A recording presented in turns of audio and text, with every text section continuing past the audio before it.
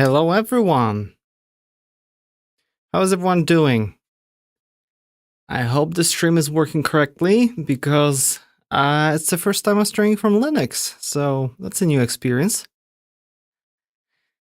Other than that, we're getting straight back to Dart. To be honest, I don't remember that much from what we were doing the last two live streams. I guess that's because I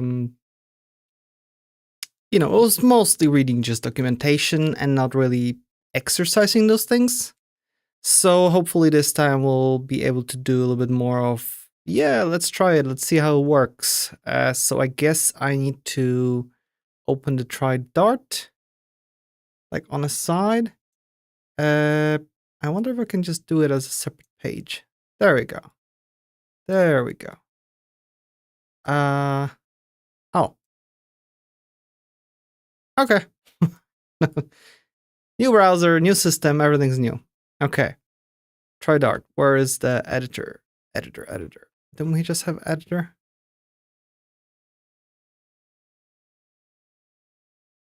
Try Dart. There we go. There it is. Okay, so we'll be able to run the code and hopefully see how this whole thing works. If we're gonna run it, do we see the results? Okay, code and output. A bit slow, but it'll be fine. Okay, so where did we finish last time? That's the question. Because I remember we went through introduction, variables, operators, comments, all those fun things. We went through types. I believe we went all the way through type system. And now we're starting with the fun parts, which is patterns. And I don't think we went through this really. So yeah, let's start from here. Let's see what this thing is. Patterns. Oh yeah, that is a long one, longish one. Okay. All right.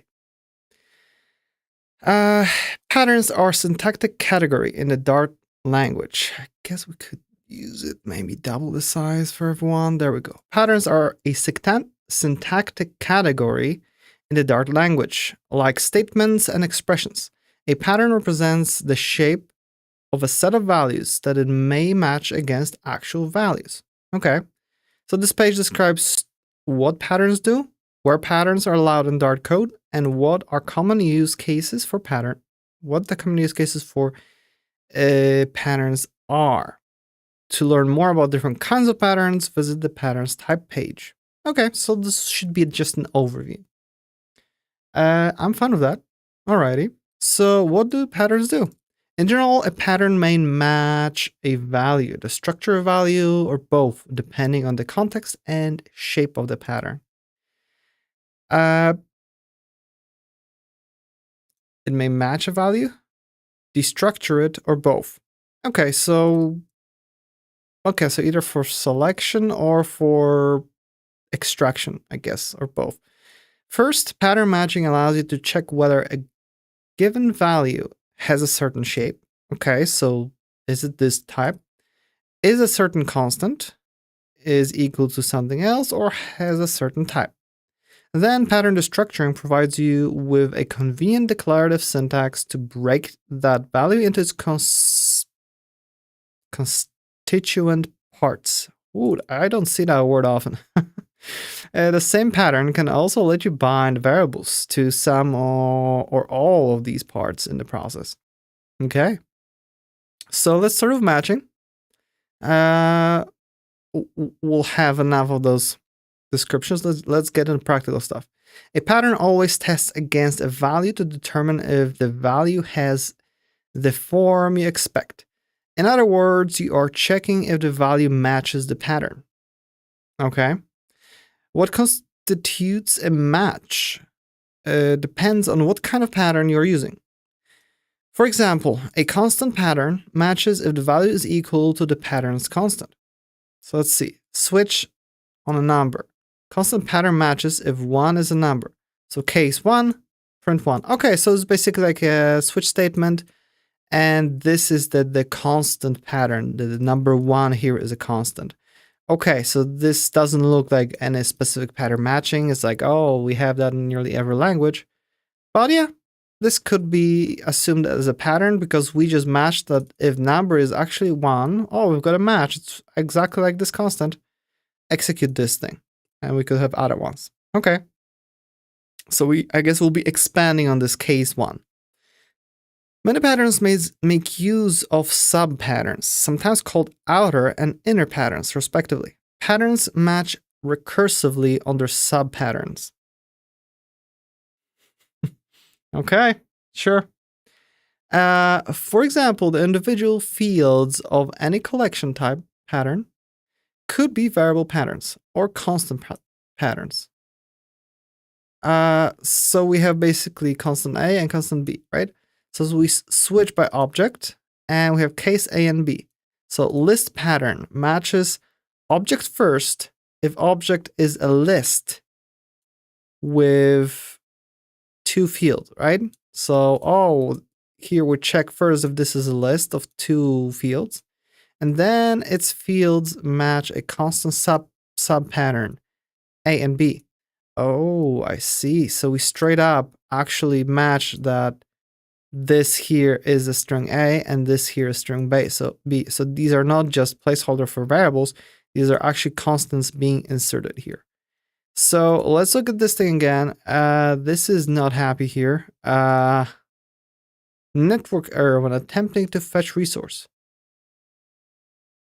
Oh.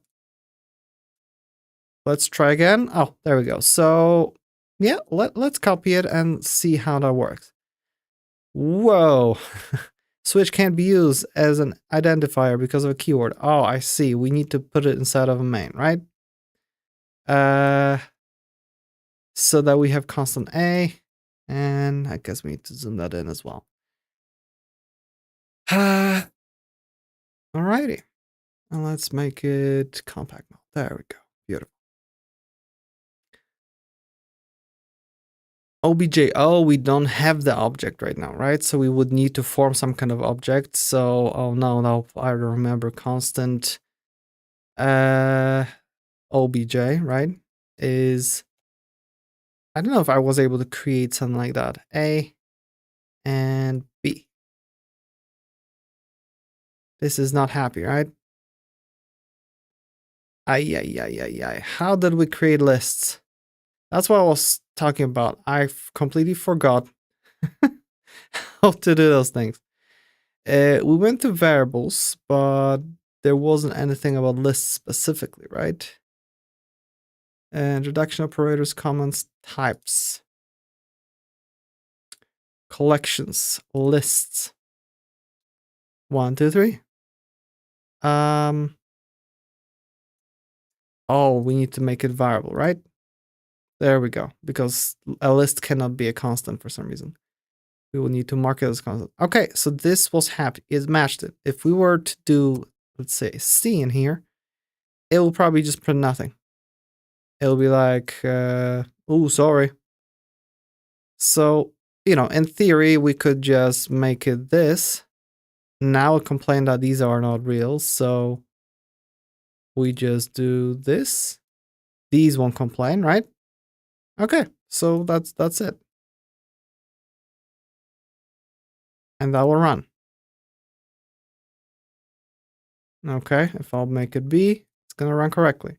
If I'll add a C in here, suddenly it won't match this because this just has 2 values, but I already expect that we can probably do case where, let's say, first one is whatever, second one is, I don't know, B, right?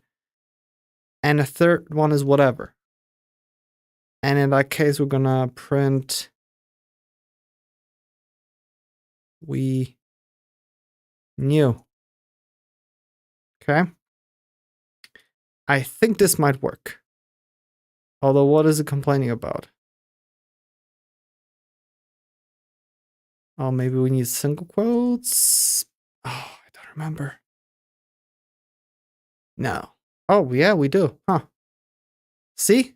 We knew. So right now, we have this object that has string A, string B, and string C. So when we do the switch statement over it, The case number 1 matches for a list of 2 values. It says 3 values. So we just say nope. We'll go to the next one. This one looks like, oh, we've got 3 values.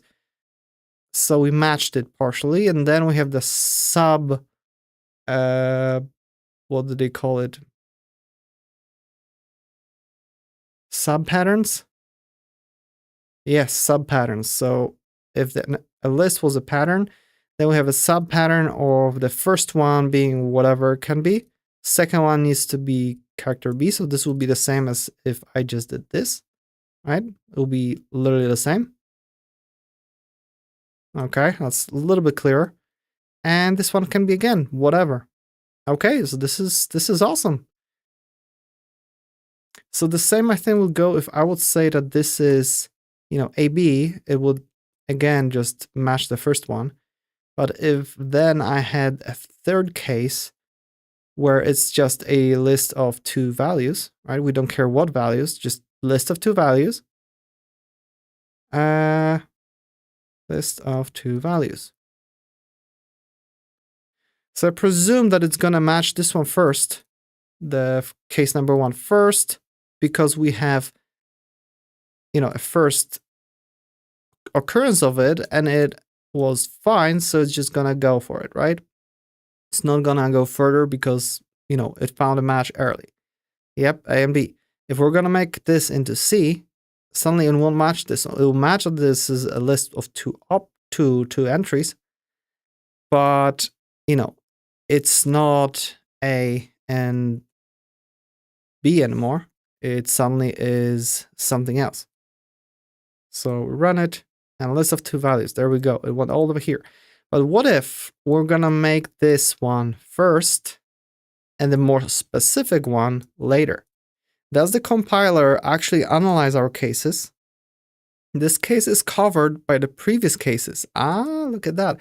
So it doesn't smartly compile it, and behind the scenes, it doesn't try to rearrange things for us. Therefore, it won't make it where we're confused, like what the hell's going on. It just warns us that, hey, this case is already covered by this one completely, because this one will accept anything that's 2 entries, right? 2 values. But if we're gonna get back to AB, this one is first in the list, so it's gonna cover it anyway. Yep, there we go. Okay, I learned something. I don't know how well I explained it, but we'll probably learn about it a little bit later. But okay, great. To ignore parts of a matched value, you can use wildcard pattern as a placeholder, so that's just the underscore. In the case of list patterns, you can use a rest element. Oh, so I guess we could do something where maybe we want a case where we have A, then we have something. I don't know if we can do that. Like however many elements here. And then B, can we do something like that?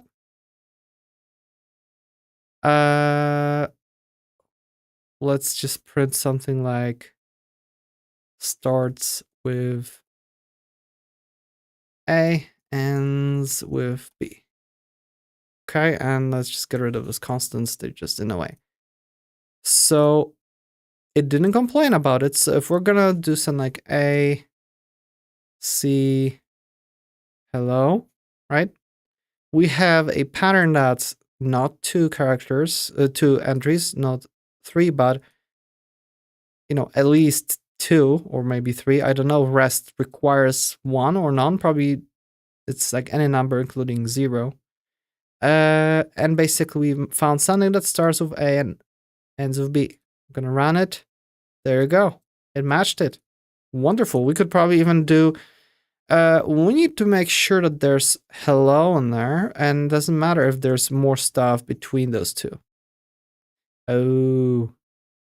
At most 1 rest element is allowed in the list. Oh, okay. I guess it will be a little bit too complex to kind of, I don't think it will be too complex. I guess we can have only 1 rest element. Too bad. Too bad. But it will still match it, yeah. Because we have that hello here. If we're gonna put by, it won't match it anymore. I will have nothing. Yep. There we go. Okay.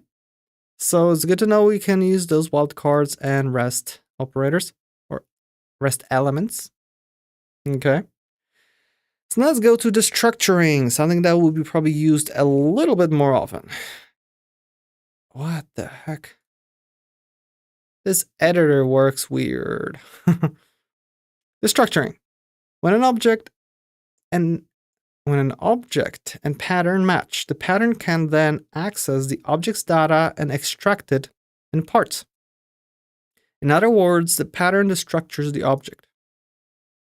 Okay, so we're gonna have a classic destructuring, right? We create a list of 1, 2, and 3. And then we can basically take that list. I don't know, we received it from somewhere. We know that it will be 3 elements.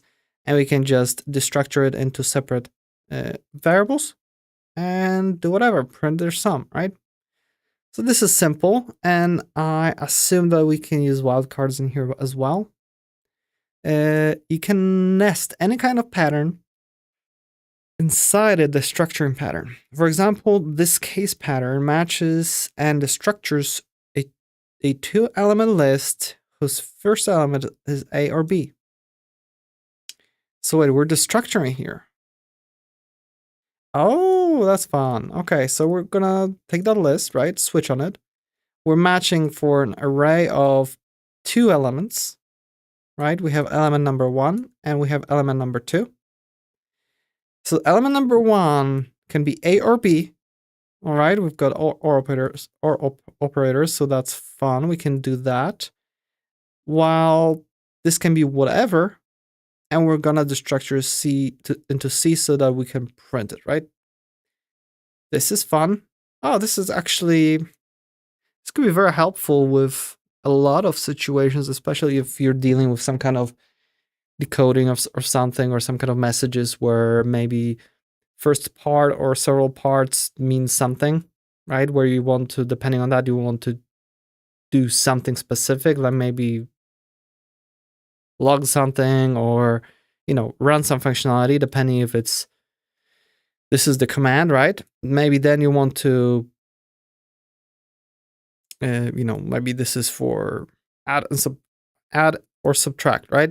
And then you just need to extract one or next number. So out of that, you already know that the code will be the same for both of those. So yeah, I can see it having a lot of uses. So yeah, whenever you would do something that requires that, this will be really helpful. Will replace a lot of if else's.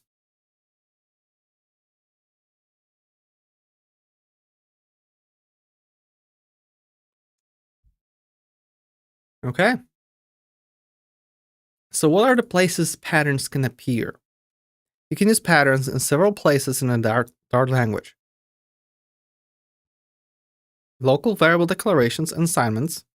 Okay, so we saw it here, right? We used the pattern to destructure it.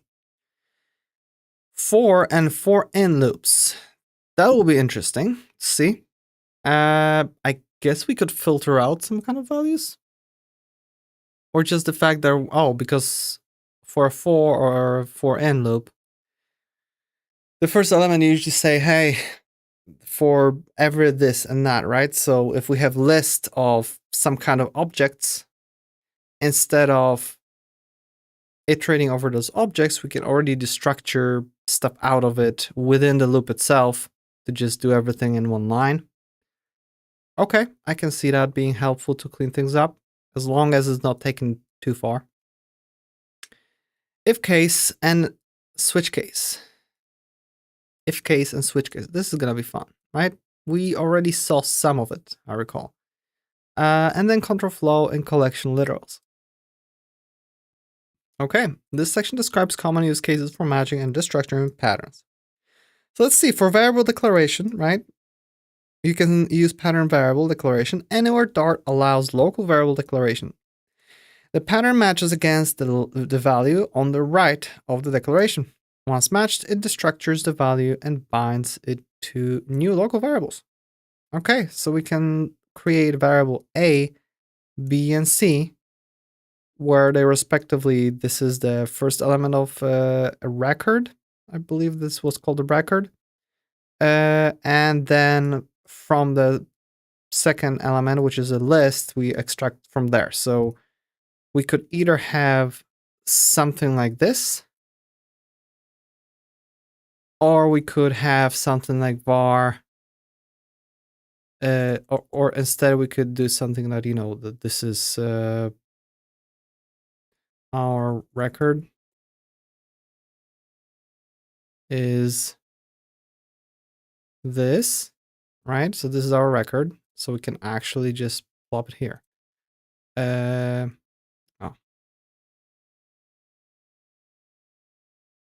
Okay, so we've got our record, and we could either the structure ABC that this way, or we could do it regular way. A is our record. I guessed element 0. Now it's just gonna complain that it isn't used, so whatever. What's the problem with this? Oh, like this. Okay, so like this, and then we have B would be our record. Second element, first element. And C would be this. So all this thing, which is, you know, starting to be kind of confusing to read, we can just do it in this simple little one-liner, which is real nice. Yep. Super, super nice. Pattern variable declaration must start with either var or final, followed by a pattern. Okay. So we can't use it in constants. That's one thing. Okay. And I presume that we could just do this to skip element B like completely. And that's it. So I guess that's one thing. Another thing is variable assignment. A variable assignment pattern falls on the left side of assignment. First, it destructures the matched object, then it assigns the values to existing variables instead of binding new ones. Use a variable assignment pattern to swap the values of two variables without declaring a third temporary one. So we have something that's A and B, left and right. Oh, and we can just say that, hey, B and A is A and B. So we swapped. Oh, that's handy. You can quickly rearrange things in various structures or whatever. Maybe not in structures, but you know, if these are just separate variables, it would work, I guess. Switch statements and expressions. Every case clause contains a pattern. This applies to switch statements and expressions, as well as if statements. You can use any kind of pattern in case. Case patterns are refutable. They allow control flow to either match and destructure the object being switched on, or continue execution if the object doesn't match. Exactly. The values that a pattern destructures in a case become local variables. Their scope is only within the body of that case. Okay, so if we have case 1, we just matched, we matched a constant, right? This one matches if the value of the object is between the constant values of first and last. Okay, so case, the element is larger or equal to the first or less or equal to the last. Okay, that makes sense. So we just simply have two, Okay, so this is like specific pattern thing. Because we don't have a left operand here, and we don't have a left operand of this one, so it's very interesting. It's like right operand only thing becomes a pattern match. Okay. The left operand here is the value of object. Okay. And we can just print in range. And this one will match if object is a record with 2 fields. Then assign the fields to A and B. So in case of a record, because we have the parentheses, right? The first element of the record will be A and second will be B. So we just created those variables and they're only within this statement that are available. They're not available here. They're not available to any other cases. Okay. In that case, that's great. You know, it's pretty simple. I can see it being readable. This might require some getting used to, but again, you're, you know, I guess you're not doing it in large amounts. Okay. And then we have the case of the default. So we have the specific keyword default and we can use it. Okay. I expected it to be just the underscore, but hey, we have a default case. Alrighty. So logical OR patterns are useful for having multiple cases share a body and switch expressions or statements. Oh yeah. So we have is primary and switch color. So basically if it's color red or color yellow or color blue, then we're gonna do true, right? And that's, I guess, different way to do switch statement. We switch by color, but we're using this shortened lambda-like behaviors. I guess if we know that we will be doing everything like one line and not like in case statement where you could have an entire block to execute, here we're just doing one-liners. Interesting. I hope we'll have a separate document on switch statement and how we can format it, because I like this syntax. Oh, I know. Oh, okay, so that makes sense. So this is a switch statement that is just a statement, right? It doesn't evaluate to anything. It just is for control flow. To control flow. Well, this switch is an actual expression which basically directs like, hey, this will evaluate to either true or false in this case. And Ryzen Computer says, hi, how are you doing? Welcome. So yeah, so basically whenever we see those like arrows, that means we're basically evaluating to a value. Okay, I like that. It's similar to some other languages where usually you have this kind of arrow function thing, you know, lambda-like, whenever we actually evaluate to a value. So yeah, good to see that. Now we're going to switch statements can have multiple cases share a body without using logical OR patterns, but they are still uniquely useful for allowing multiple cases to share a guard. Okay, so we have switch on a shape, right? So a case where square. Okay, so now we're doing types. Did we see? I don't think we saw that syntax before, but I guess we're checking if whatever the shape object is, I guess if it's a class of square and we extract the size value as a variable s, or maybe it's a circle and we extract it as well. And then we've got the guard when s is larger than 0. So basically, this will match those shapes only if their size is larger than 0. That's fun. This is pretty powerful because that saves you yet another if statement inside a case statement. So you don't have to have so much nesting because you can have one case that matches for this, the other case that matches for the other thing. I just don't know how well the compiler will optimize it, but if you have something that happens from time to time, probably it doesn't matter. So that's great. So let's move on. Let's learn a little bit more about those guard clauses. The guard clauses evaluate an arbitrary condition as part of a case without exiting the switch. Without exiting the switch if the condition is false, like using an if statement in a case body would cause. So we have switch, we have a pair. So in case we have just two values, right?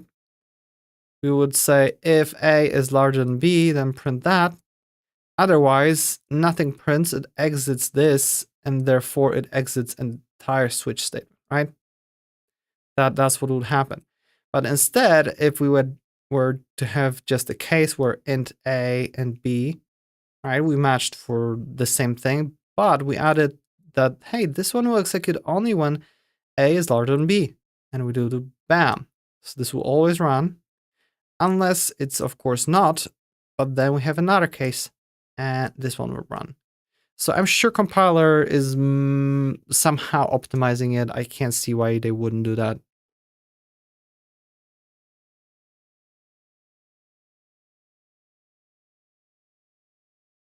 Yeah, this is a nice way to reduce clutter, I guess.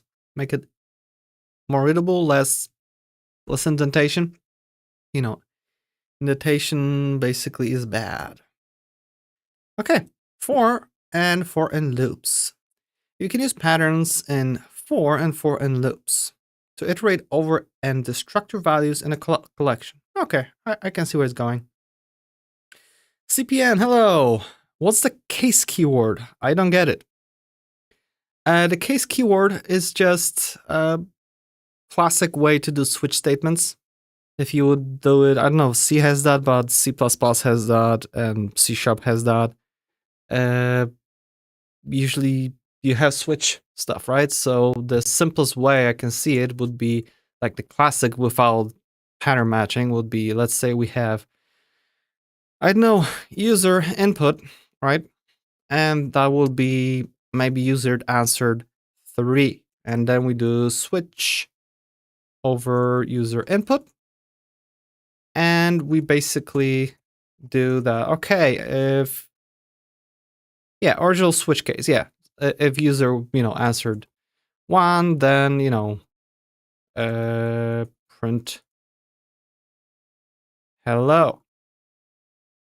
And if, in case they answered 3, print GTFO, right? Something simple. And of course, a default case, default would be, for any other value, it would be print I don't understand. So this in theory should work. It's just probably won't like the fact that I have double quotes everywhere. I don't remember what's the deal with single double quote, because it seems to be not happy with double quotes. Need to escape this one and do it this way. Now it doesn't complain, it runs, right? So the nice thing about this here is that we can do more with that, because we could say if the value is between 1 and 2, do this one. Or in this case, we're matching a pair. So this one here would be very fun. 1. Oh, we don't have that closing bracket. Okay, so what's with that? So exactly, that's what I'm going to explain to you now, hopefully. So there is concept of a record, which from other languages you can consider to be a tuple. So var pair would be, for example, a pair of numbers. Let's say 23 and 42, right? That's it. It's a tuple. It just holds two values. So you can pass it as one variable. And therefore, we can switch on them. Normally, in you could destructure it that whenever it tries to match the pair, here it says like, okay, we need to match it. This case statement will check, is it a pair of two numbers, number A and number B? Doesn't matter what the values are. If yes, it's gonna create variables for them. There'll be variable A for that first number and variable B for the second. And therefore we can do something, right? In this case, we're checking if A is larger than B, then we're gonna print it. But if it's not, it's gonna escape out of this entire switch. So if the values on tuple is generic, You can put whatever you want in a tuple. It doesn't matter. It could be mix of different types. But the fun begins here, right? Because we can match this tuple, but also add a condition right here that only when A is larger than B, it will match this statement. Otherwise, we'll keep going, try to match it, and we'll match this more generic one. And it will just do it. So it's a pretty fun way to just reduce the amount of how much we need to indent stuff. And in this case, it's just complaining like, hey, we're not using A and B, so why bother? We just replace them with wildcards. And as in this case, we're not even saying that we need those values. We're only saying that they both need to be integers, right? So we're going to run it. First element not greater. See, it matched this one. But if we're going to say that this one needs to be a string, I don't remember. I think capital S. Now, the matched value type int can never match a required type. So this already knows that this has no other option of being that. But normally it would just say that, oh, nothing printed. It will go to the default case.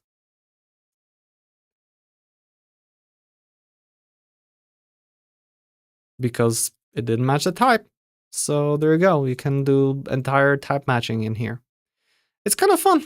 It's pretty powerful for considering the syntax, in my opinion. Yep. So we were looking at for and for in loops. You can use pattern in for and for in loops to iterate over and destructure values in a collection. This example uses object destructuring in a for in loop to destructure the map entry objects that a map.entries called return. Okay, so we have our map where string is a key and integer is a value, like a history, right? So A is 23, B is 100, and so on. So we can do pretty much a for loop. That's what I thought. So it's a for in. So we take the map and get its entries out. So I guess this will be, entries will be a list. Yeah, I guess entries will be literally a list of those little objects. Like, I don't know what exactly this will be. Oh, literally key value object. Okay. So we take that, turn that map into a list of key value entries. And then instead of doing var something, yeah, let me actually show it. Because this is a fun one. That's exactly what I thought they will be doing because it's a common pattern. So normally you could iterate over this that, this is our key value pair, right? I need to do something like, hey, print, and we do key value pair dot key occurred, and we do key value pair dot value times. And this should in theory work. It's just we either did this whole thing here, which is kind of ugly. It'll run, right? There you go. This will run. But the other option is that, often you would see, not just to use like that, you would just do var, and we had key is key value pair dot key, and var count is key value pair dot value. And we're already getting closer because we can just say, hey, this is just key occurred count times. There you go. Beautiful. But instead of going with this whole thing where we just need to, because every time we're just creating those two new variables just to extract data from here. Why bother? We can just say, we can destructure, I know this is weird, map entry. I guess that's the type that's being returned here. So from that type, we take the key element and structure it to a new variable called key. and the value will destructure into the variable count. Okay, so maybe instead of key, we're gonna call it letter, right? And therefore, we can delete those entire 2 lines and let's say letter occurred that many times. We're gonna run it and we have exactly the same code. It's just questionably easier to read.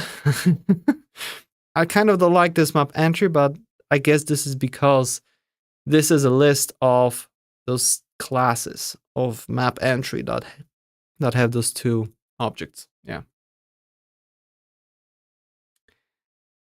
And why is Gemini icon in 3 places? I can see 2 places. A Dart is made by Google. So I guess here, hey, generate code with Gemini, they built it in, or ask Gemini to change your code or app. I know, they're pushing it everywhere. Can't avoid it.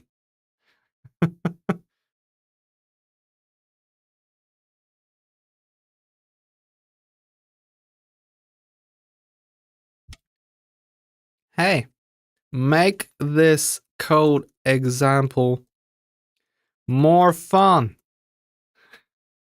I'm curious. Come on, enter. Oh, enter doesn't work like usually does. Okay. Oh no, it already deleted everything. Whoa, so much fun. Accept. Wow, we imported math. We have new map, fun things. We have unicorns, rainbows, sparkles, kittens, puppies, pizza parties, roller coasters, bubbles, dancing, and stargazing. Wow, so much fun. And big numbers. Welcome to the funometer. Let's see how much fun these things bring. And we have exactly the same thing instead of destructuring it into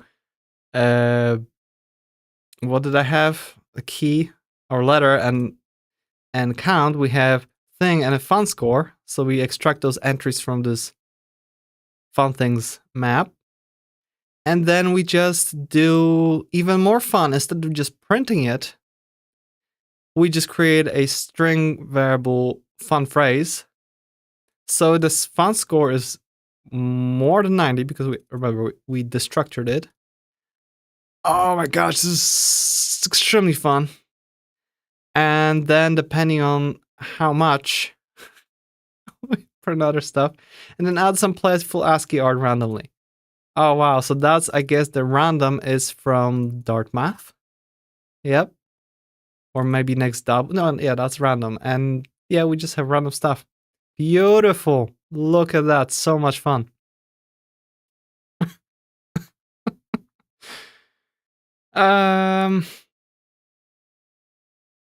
This is weird. Why isn't printing multiple times?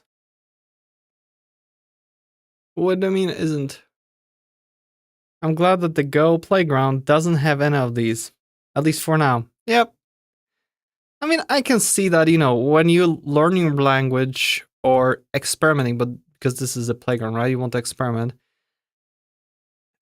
It's kind of fun that, you know, if you want to ask example like, hey, this thing isn't working, you know, fix it for me, instead of copy paste to a separate AI or scratching your head for 3 years, maybe you don't have time. You just ask right here. So kind of fun, but at the same time, I would like a button to just turn it off because it takes up room.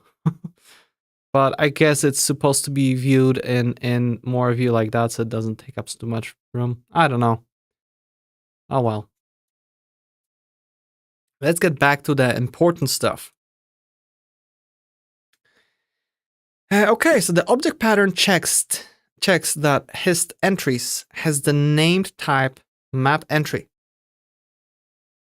And then recurses into the named field subpatterns, key and value. It calls the key getter and the value getter on the map entry in each iteration and binds the results to local variables key and count, respectively. Yep. Wow, they really made it into like procedural one after one thing. Oh, that's where the third one was. When there's an error, it suggests a fix. Great. Binding the result of a getter call to a variable of the same name is a common use case. So object patterns can also infer the getter name from the variable subpattern. This allows you to simplify the variable pattern from something redundant like key to just key. Oh, we can do this fun thing. Okay, I can see that. This is similar to how we would do it in JavaScript when you're destructuring, and we could just skip the separate key. You just type in key and that's it. Here we just have a colon. So little like little wind of ascent of Vue.js. And CPN says, oh, in the first example, the map had only one entry. It had two entries, 1 and 2. Yep, so this example was simply printing 2 entries. Whoa, so much code. Let's indent things properly and run it, and we had those 2 entries. That was the original example.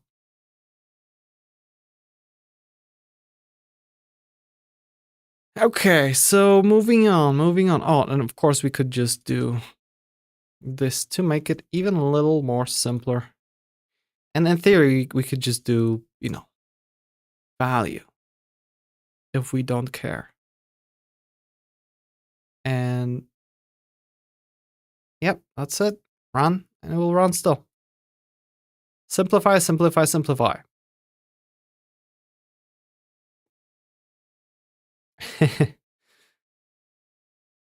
Okay. Use cases for patterns. The previous section described how patterns fit into the Dart code construct.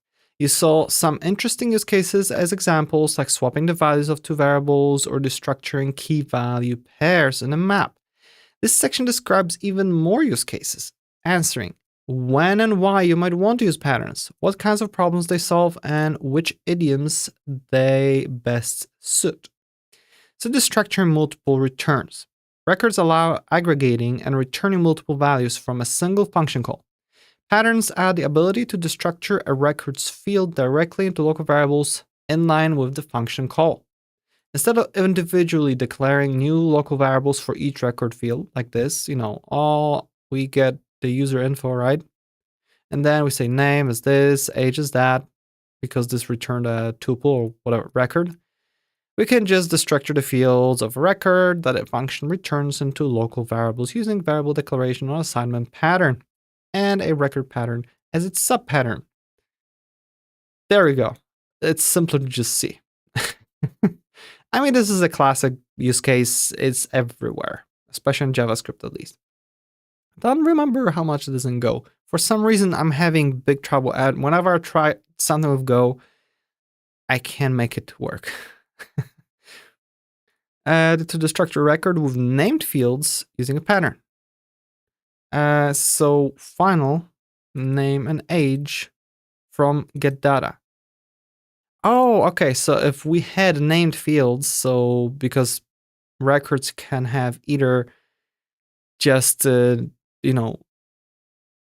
numbered fields, or you can actually have the named fields. You can just extract them this way. Or I presume you could also say that, name is something else and age is something else. You can rename them, I guess.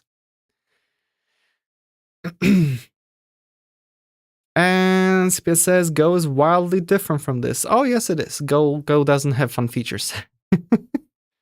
That's one thing that upsets me about Go, but I guess that's it. That is its point.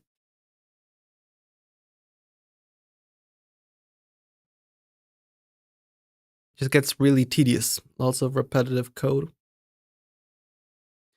And the structuring class instances.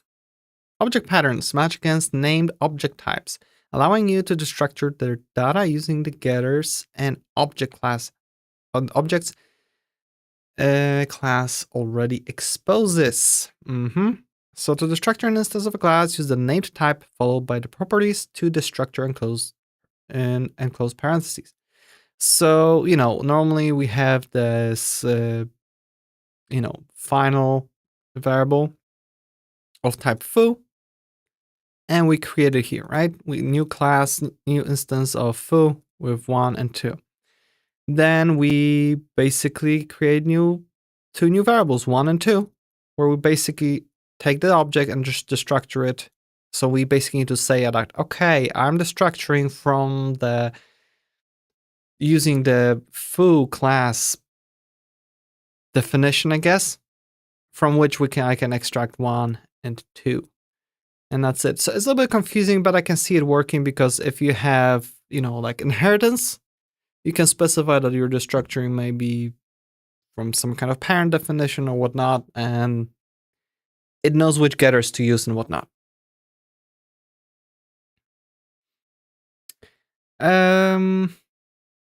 CPS says, I crave boring languages and boring things in general. Okay, sure.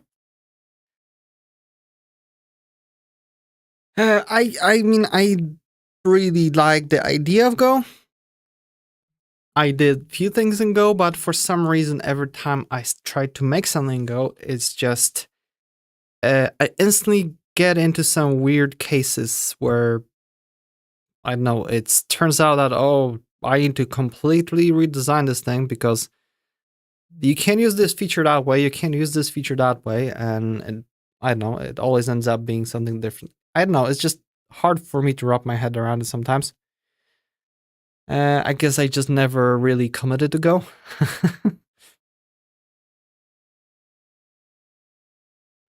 Okay, algebraic.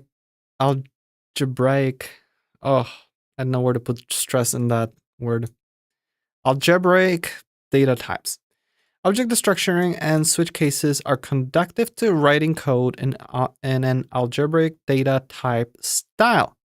Use this method when you have a family of related types, you have an operation that needs specific behavior for each type, or you want to group that behavior in one place instead of spreading it across all different type definitions. So let's see what they mean. Instead of implementing the operation as an instance method for every type, keep the operations variations in a single function that switches over the subtypes. Oh, okay. So let's say we have a class shape, right?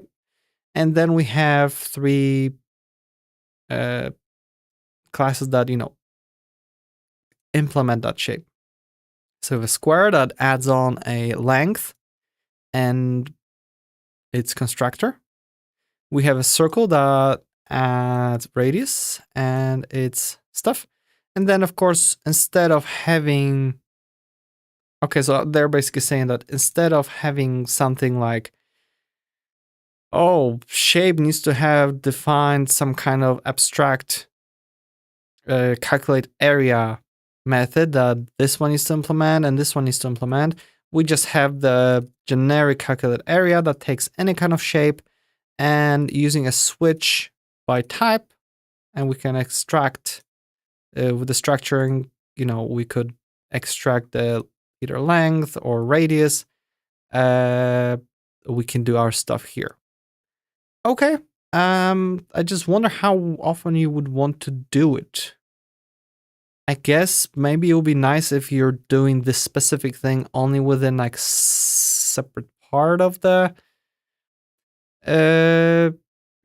just separate specific part of your code base. Maybe on only one place you're actually calculating area. All the rest of your code base doesn't even need to have a notion of something like that.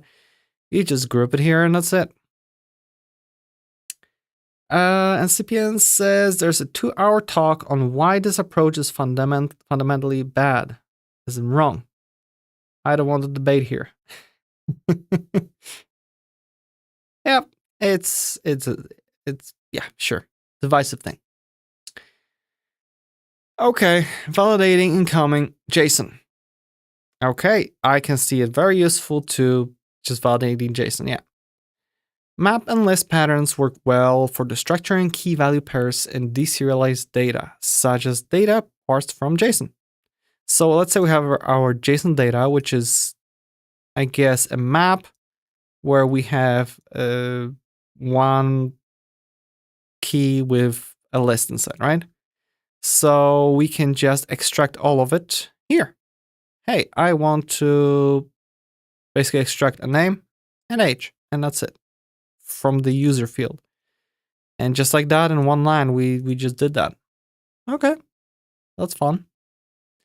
If you know that the JSON data has the structure you expect, the previous example is realistic. But data typically comes from an external source, like over the network. You need to validate it first to confirm its structure. With our patterns, validation is verbose. If data is this type, right? If it's a map of string and object, yeah, and we have one element only, and data contains user, right? Then we actually say, hey, extract this user, right? And then we're checking if it's a list, if there are only two elements in the list, and the first one is string, second one is integer, and then we can actually extract the values and do our one line of logic. This is a lot of checks, right? But if you want to make sure that this is specifically this perfectly only that format, that's what I have to do. A single case pattern can achieve the same validation. Single cases work best as if case statements. Patterns provide a more declarative and much less verbose method of validating JSON. So yeah, if data case, oh, that's fun, data case. So this is just literally to make if case. Ah, that's fun. Just so that we can use all the pattern matching. I like that. And then we just say, hey, this is an object. First one needs to be user, two elements, and extract those two values only if they're string and integer. And there you go. Nothing else is going to match. Perfect.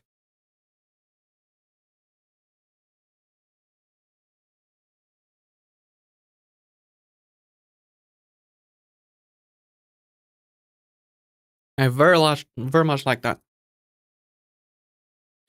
This case pattern simultaneously validates that JSON is a map because it must first match the outer map pattern to proceed. And since it's a map, it also confirms JSON is not null. Okay. JSON contains a key user. The key user pairs with a list of two values.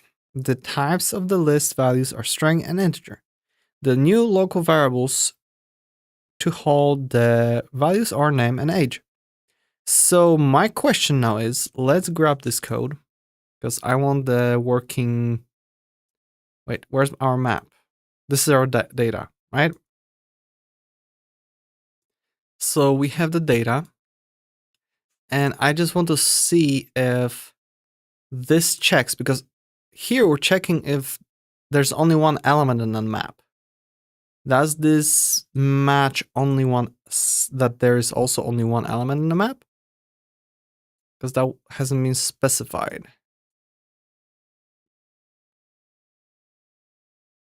What if JSON is an array? It won't match in this case because this one expects a object. So this of course says yes. But what if we have two elements? Let's say we have user and I don't know, uz. And that will be, I don't know,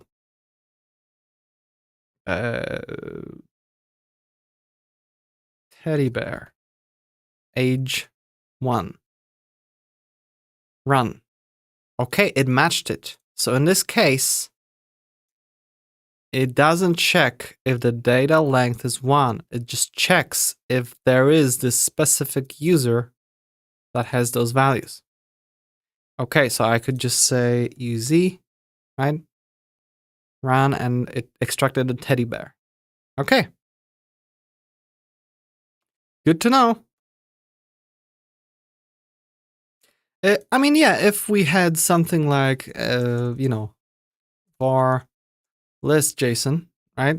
We can actually make it that, hey, it's a list where we have an object name, whatever name is Lily, and age is 13, right? So we would have something of this sort.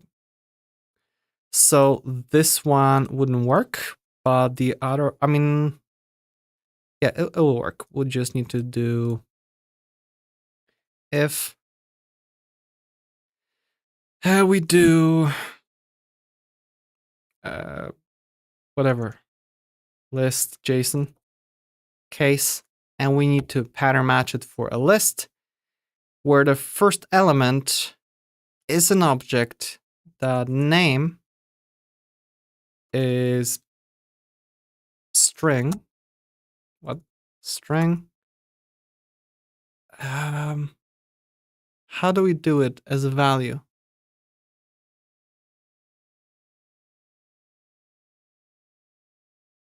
Name. That's how I guess we extract it. And then we have a next element which will be age, which will make sure that it's an integer and extract as age. And if that matches, then we're gonna print the user bam is this one, right? So this should in theory work. Run, and it printed out, right? We don't use even data. But the thing is with this one, because the list, if we're gonna add another one, which will be Teddy, age 1, it won't match anymore. We'll be like, oh, empty. It didn't match it because this one matched for a list with exactly one element. We want you to say that, oh, this is a list of 2 elements, or a list where the first element is this. So that's how we can do it. And we can use only one rest operator, so we can't put it in the middle, unfortunately. You will need to search for it separately. But yep, that's something. It looks unreadable in the first case, but when you start typing it, it's actually okay. So yeah, no complaints from me. Okie dokie. CPS says I need to learn how things are and go a bit more. Okay. So we did this here for JSON, right? Okay, so we did that. So let's go to pattern types.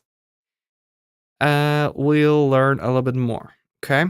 So this page is a reference for the different kinds of patterns. For an overview of how patterns work, we already visited that page. So we have pattern precedence. So I guess this will go a bit more in depth. Similar to operator precedence, pattern evaluation adheres to precedence rules. You can use parenthesized patterns to evaluate lower precedence patterns first. This document lists the pattern types in ascending order of precedence. So first we have logical OR patterns are lower precedence than logical AND. Logical AND patterns are lower precedence than postfix unary patterns like cast, null check, and null assert share the same level of precedence, and the remaining primary patterns share the highest precedence. Collection type like record, list, and map, and object patterns encompass outer data, so are evaluated first as outer patterns. Okay. All right. So just sure. I mean, I think it's gonna be intuitive. So we have logical OR, subpattern or subpattern 2. Oh, that makes sense. Whatever is on the left could be another set of various patterns after patterns. And this one could be other one, so it'll be this one evaluates everything, or this one, because this one has the least precedence. Okay, so we had an example of color red or color yellow or color blue. Subpatterns in a logical OR pattern can bind variables, but the branches must define the same set of variables, because only one branch will be evaluated when the pattern matches. Oh, absolutely. So yeah, if we extract stuff from here, each one defines the same variables. Okay. Logical AND, subpattern and subpattern 2. A pair of patterns separated by double ampersand matches only if both subpatterns match. If the left branch does not match, the right branch is not evaluated at all. Okay, that's important. So we have, what do they call it? Short circuiting. Subpatterns in a logical AND pattern can bind variables, but the variables in each subpattern must not overlap because they will be both bound if the pattern matches. Exactly. So if we have the AND, we extract A and B here, but if we'll try B and C here, it will be like, sorry, you can't extract this variable twice. There's an overlap here.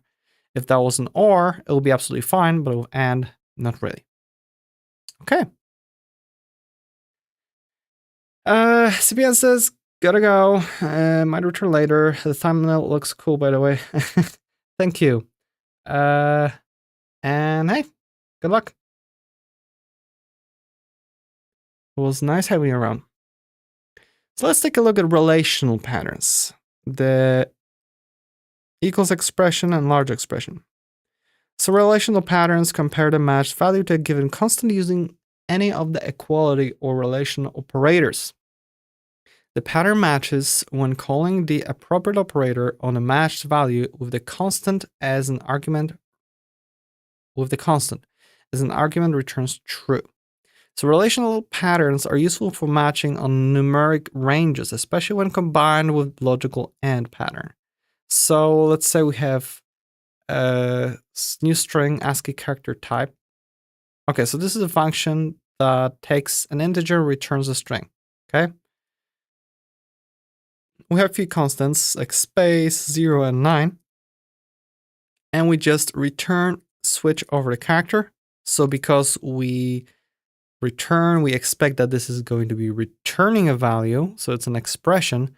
That's why we have, instead of case something, we just have our pattern and then the arrow to indicate what value is being returned. So we switch over the character. So if the character, again, it's just an integer, is less than space, then we say it's control. If it's equal space, we just say space. If it's more and less than 0, is punctuation. If it's 0 and less than 9, is a digit. Otherwise, we just, I don't know. Everything else, it's just empty string. Okay, makes sense. So we have cast. I kind of like this like left side stuff. It's fun. So now we have casting. Foo as string. A cast pattern lets you insert a typecast in the middle of the structuring before passing the value to another subpattern. Oh, that's fun. So we have a record, which is number 1 and then a string. So that's a number and object. Oh, wow, object. So this could be anything, but the actual value that we assigned is a string. Okay. So then when we're destructuring, we can just say that this will be not just a number, it will be specifically an integer, while s we're gonna cast into a string. Of course, if these were not correct values, we would get an actual error. Cast patterns will throw if the value doesn't have the stated type, like the null assert pattern. This lets you forcibly assert the expected type of some destructured value. There we go. So then we'll go to null check, subpattern question mark, null check patterns match first. Null check patterns match first if the value is not null, and then match the inner pattern against that same value. They let you bind a variable whose type is the non-nullable base type of the nullable value being matched. So many words. To treat null values as match failures without throwing, use the null check pattern. So we have the nullable string, right? But we assigned it a real value. So we switch over to maybe string. So in case, the case will be that we create a variable nullable s. So s has type non-nullable string here. Because we're destructuring, the s will be non-nullable string here.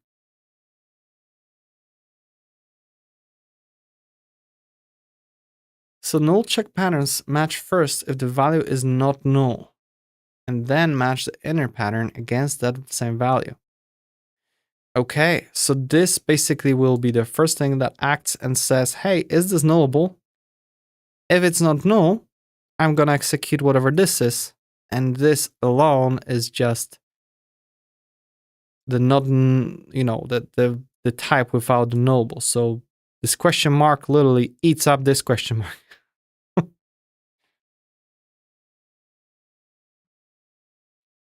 Alrighty. To match when the value is null, use the constant pattern null. Oh yeah, just for null.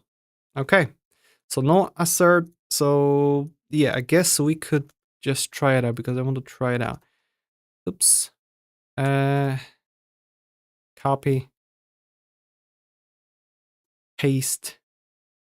And let's indent that part.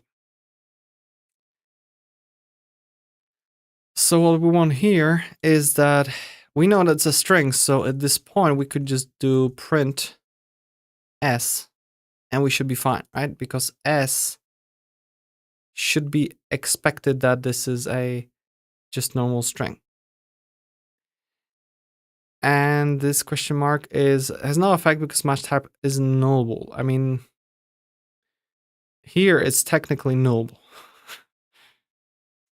But then we can do another case, which will be null, right?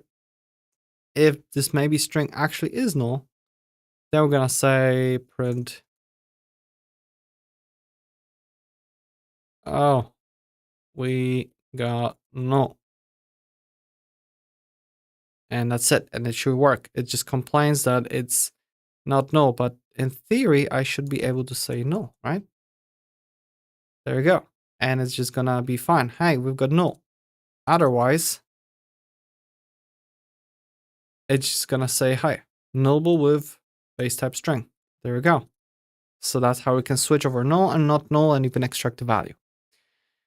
Because otherwise, we could, if we didn't do that, we would just need to do something like maybe string. And I don't remember how to extract the null value. I mean, the non-null value. I don't remember as string, I guess. That's how we would need to cast it. In this case, it's unnecessary, but it would still work. Yeah. Okay. Null assert sub pattern exclamation mark. Null assert patterns match first if the object is not null, then on the value. They permit non-null values to flow through, but throw the match value is null. Oh, so if we would do this, it will be just upset because, I mean, we can just do S, right? Here, the exclamation mark is just, hey, it's not really needed. And it's gonna work, right? But the moment we actually had a null here, it should throw, right? Like, just no way. Run. Ha, unexpected null value. So this one doesn't just check, oh, is it null? If not, I'm not gonna run, I'm gonna go through.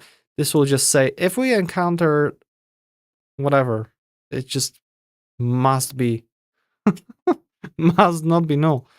Wonder what's the use case on that one? Did they show like an example? I guess, yeah, in more of a just assertion within something here. Okay.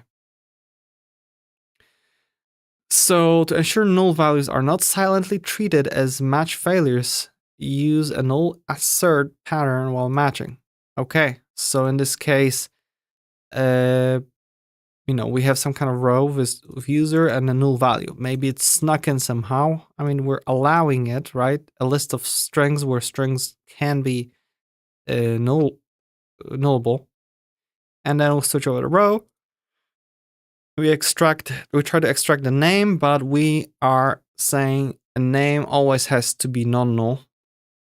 Because if not, it would just not match. And I don't know what the hell the result would be. I need to see the result because I am confused.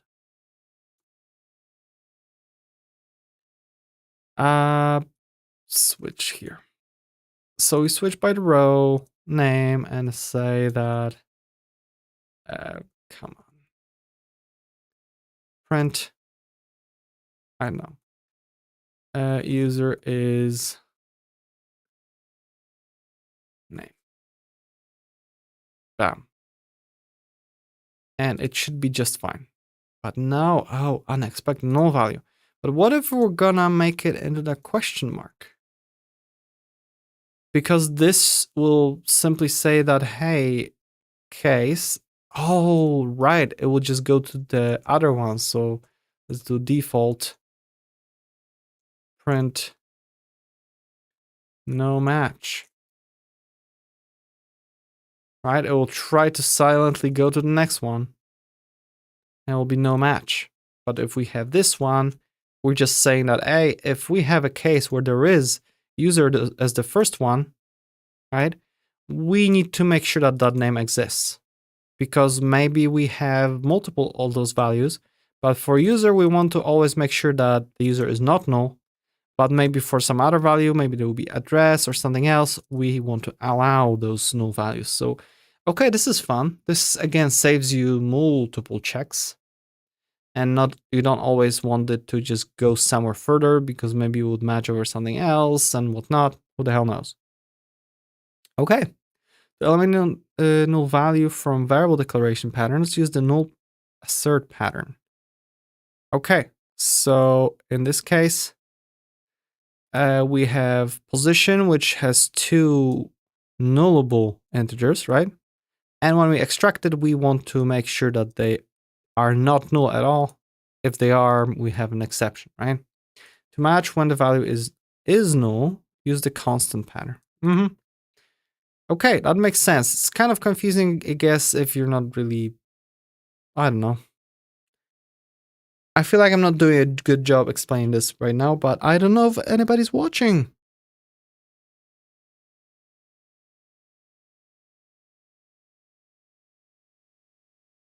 If I'm doing a bad job, please let me know. I'll be always happy to answer questions. Okay, constant. 1 to 3, null, string, mathpy, some class constant, constant thing 1 to, so an instance of a class, right? Oh, this doesn't scroll to the left. Great. Or constant of a record. Okay, so these are all constants. Constant patterns match when the value is equal to the constant. There we go. So if we want to match for a specific instance of a class, we can do that. Not sure how that works.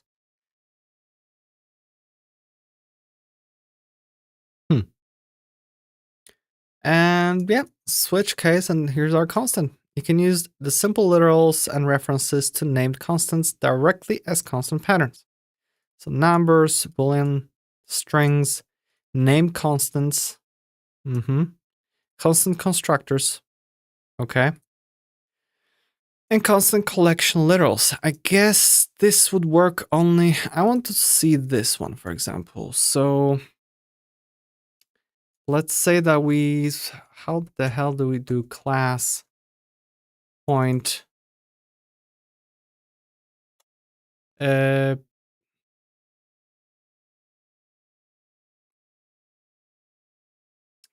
mind. Don't remember the syntax. I hope we're gonna, like, as soon as we get through the few more things, I'll be making like a working example in the meantime, just to be able to retain the knowledge a little bit more, because just by reading, it makes sense because I understand it, but without actually writing it yourself, it's hard to actually learn anything. And then constant collection literals, yep. More complex constant expressions must be parenthesized and prefixed with const. So list or map pattern, list or map literal. Okay, so this is a pattern that will look for it, or a literal, which means that it needs to be exactly the same instance. What's the difference? That's a good question. What is the difference here? So yeah, let's try that. So let's say that we have a list, okay, which will be just 1 and 2, okay? Or why make it string? Why make it hard? So we have this list of 2 numbers. Switch over list, and we have case where we match A and B. No, we matched 1 and 2, right? And we're gonna say print matched a, what is it? Map pattern, or whatever, list pattern.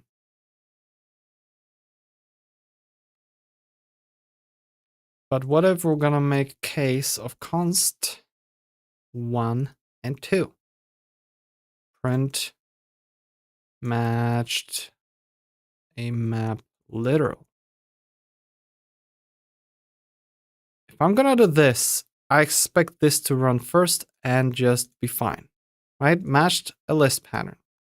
And look how they are not complaining that, hey, this is redundant. What if I'm gonna put this constant one first? Run? No, it didn't match this one. I guess the only way this would work if I actually reuse this specific constant. So let's say constant whatever, constant list, right? And it will be constant 1, 2. So, oh, that makes sense. What if I'll just do this? I'll turn it into constant because that turns the list into an immutable list. So now it'll, I guess, match the immutable one. I guess it crashed.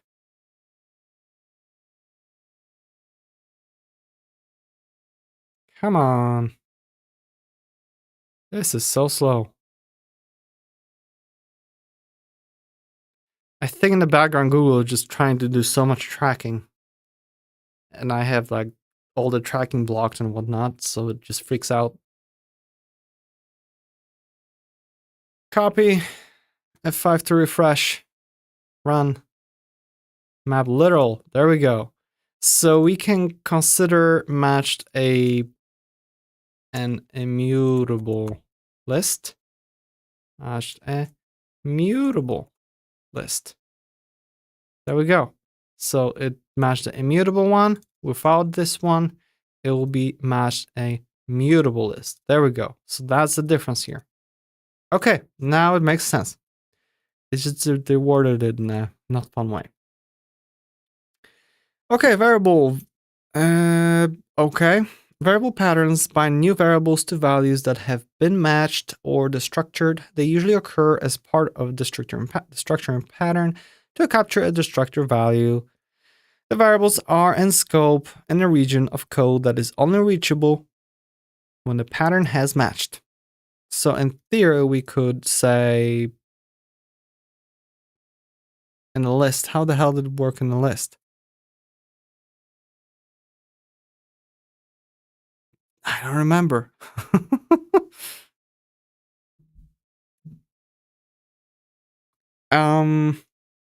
I guess we could do var a when a is 2. Will that work? Match a mutable list with a. There we go. But can we do that with a const? Var a with a like this when a is 2. It doesn't like that. I guess the constant won't let you just extract the values because you already have it and doesn't make sense. I guess so. Okay, I can live with that.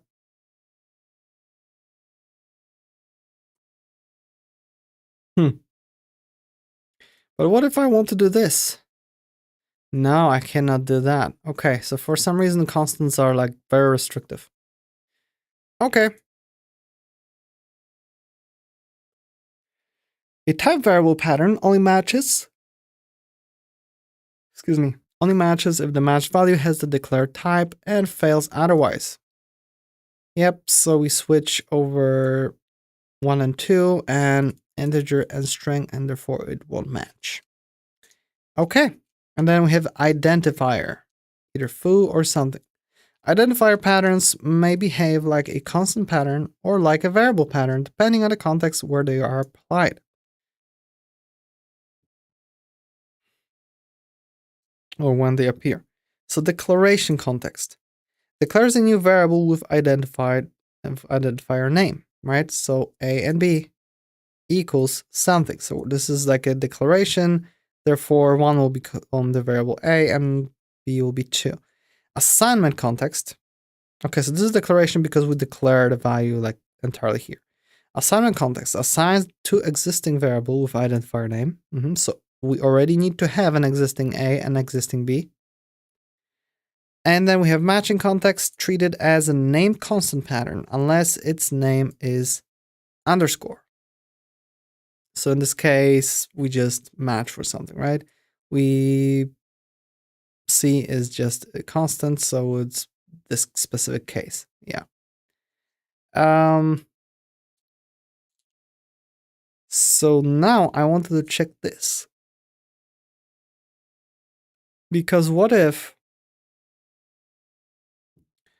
we have, our record is 1 and 2, right?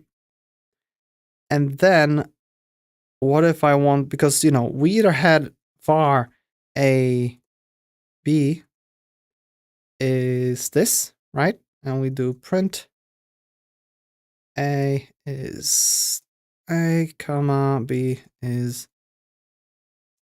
B. And this will just say A is 1, B is 2. And then we had the other extreme, which was that, okay, we already have variable A, we already have variable B. They may have been declared somewhere, and then we just destructure it into those variables, and it will still work. I'll complain that these are kind of pointless, but whatever, there was some other code happening. But can we do something where maybe we already have the B value, but we don't have a variable A? Can we just do this, variable A, and then B? Looks like we cannot. And if we do this,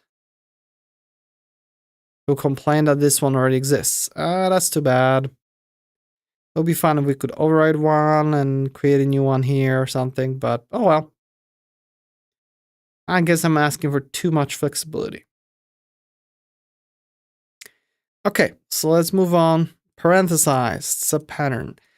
Like parenthesized expressions, parentheses in a pattern let you control pattern precedence and insert a lower precedence pattern where a higher precedence one is expected.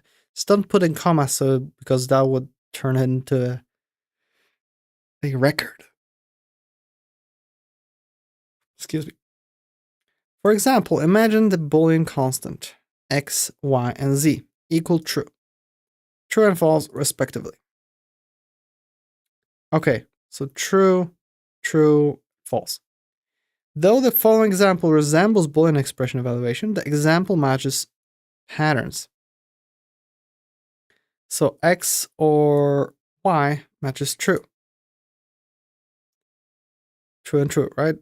True or true. X on y and z matches true. I mean, this is all because x is already matching it, right?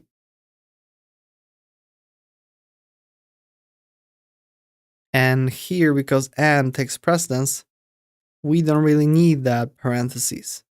Those parentheses. Yeah. But here we can actually do different. If x or y, which is true, and then and z.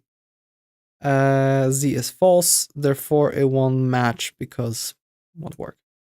Okay, makes sense. Just those parentheses.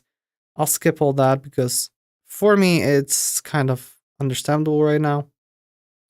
So then we've got the list pattern. We saw it many times. A list pattern matches values that implement list and then recursively matches its subpatterns against the list elements to destructure them by position. Okay, so switch object in case A and B, we saw that. List patterns require that the number of elements in the pattern match the entire list. Excuse me. You can, however, use a rest element as a placeholder to account for any number of elements in a list.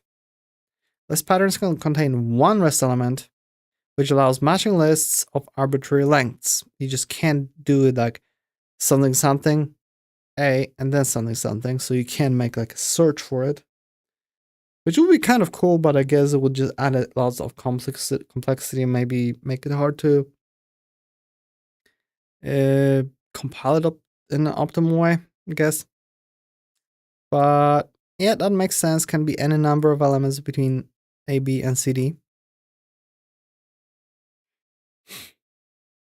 And a rest element can also have a subpattern that collects elements that don't match the other subpatterns in the list into a new list.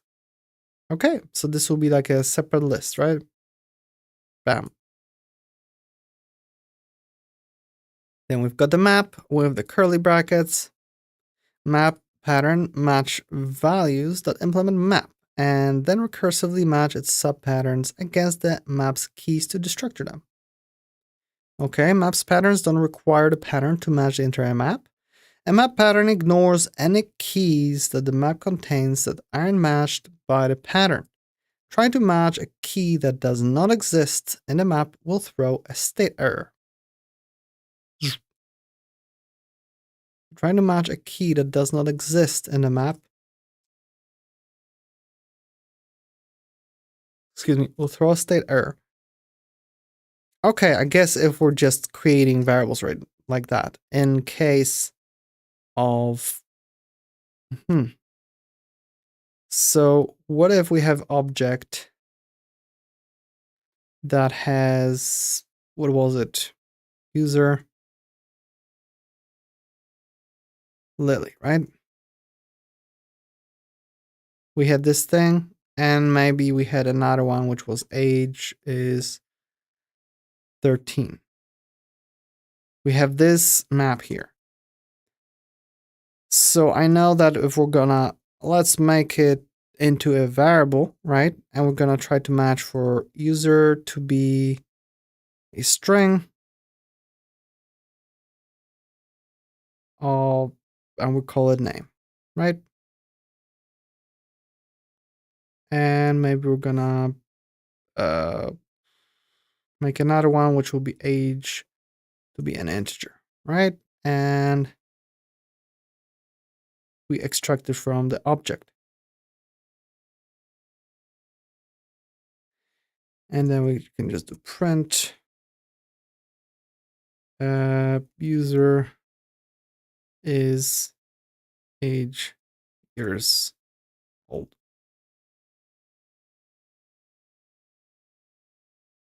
Okay, not user, we have name is age years old, but this isn't assignable to the required type string.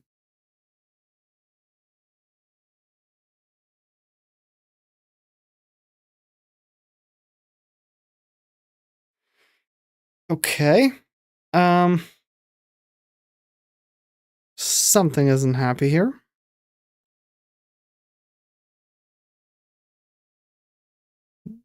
Do I need to make a map different way or something? I don't remember how we were dealing with maps. There was this nice example in the previous one. Oops. Here, where did we have the one with the for loop? So this is a map of string to, oh, So let's just do it this way instead. Just to simplify for now. And this should be string. And now it's gonna be happy, so it's all good. But what if instead of, I don't know, a user, we're gonna make I don't know, ABC or ASB. Run. Bad state, pattern matching error. But I guess in a switch statement, switch over obj, we have case of this. And if it matches, we can print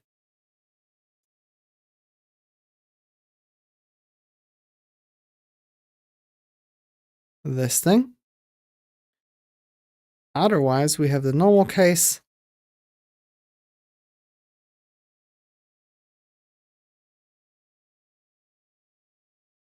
Which is user. And that should work somewhat normal, I hope. But we just do that, yeah. While if we're gonna switch it to ASB, it's just gonna print this one. Okay, so in case statement, it won't throw those errors that they were mentioning. Okay, makes sense. Where were we? Identifier, list, and a map. And now we have record with the fact that this is the syntax for those name records of name fields. Record patterns match a record object and just structure its fields. If the value isn't a record with the same shape as the pattern, the match fails. Otherwise, the field subpatterns are matched against the corresponding fields in record. Record patterns, excuse me, are required that the pattern match the entire record. To structure a record with named fields using a pattern, include the field names in the pattern. And that's that. Okay. The getter name can be omitted and inferred from the variable pattern or identifier pattern in the field subpattern. These pairs of patterns are each equivalent. Yep. So we have this one, or because why type that twice, we can just do this and that. Oh, that's interesting because this one's typed. So we can actually make sure that this is an integer as well. Okay, makes sense. And we have similar here.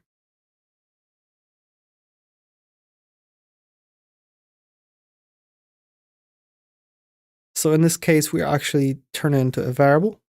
Okay. And record patterns with null check and null assertion patterns. So we just throw those in. These will be the little weird variations that will come out when we actually try to do something. Okay. And record pattern with cast subpattern, so as integer, as string, and all that stuff. Okay. And then we have the object, some class, pattern 1 and pattern 2. Yep, with classes we just do that. So object patterns check the match value against a given named type to the structured data using getters on the object's properties. They are refuted if the value doesn't have the same type. Switch over to shape, matches if shape is of type rect, and then against the properties of rect. The getter name can be omitted and inferred from the variable pattern or identifier pattern in the field subpattern. So again, we can just skip it if we have this thing. Okay.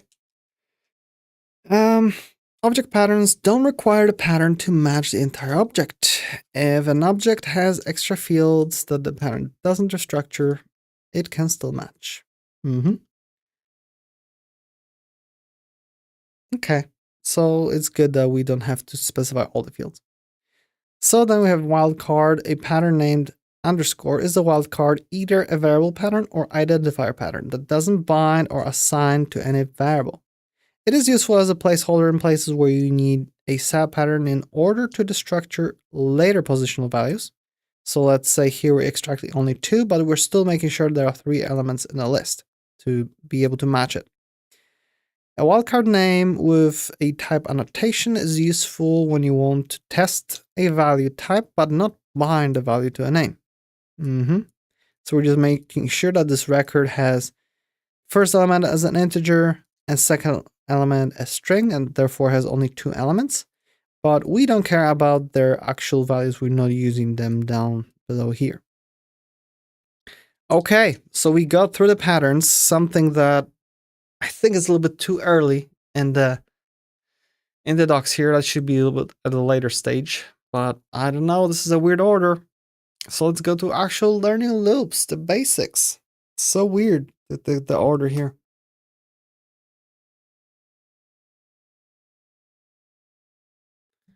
Very, very, very strange.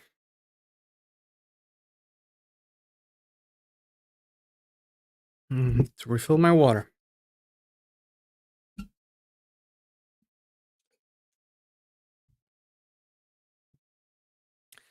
So, for loops, this page shows how you can control the flow of your Dart code using loops and supporting statements. For loops, while and do while loops, break and continue loops.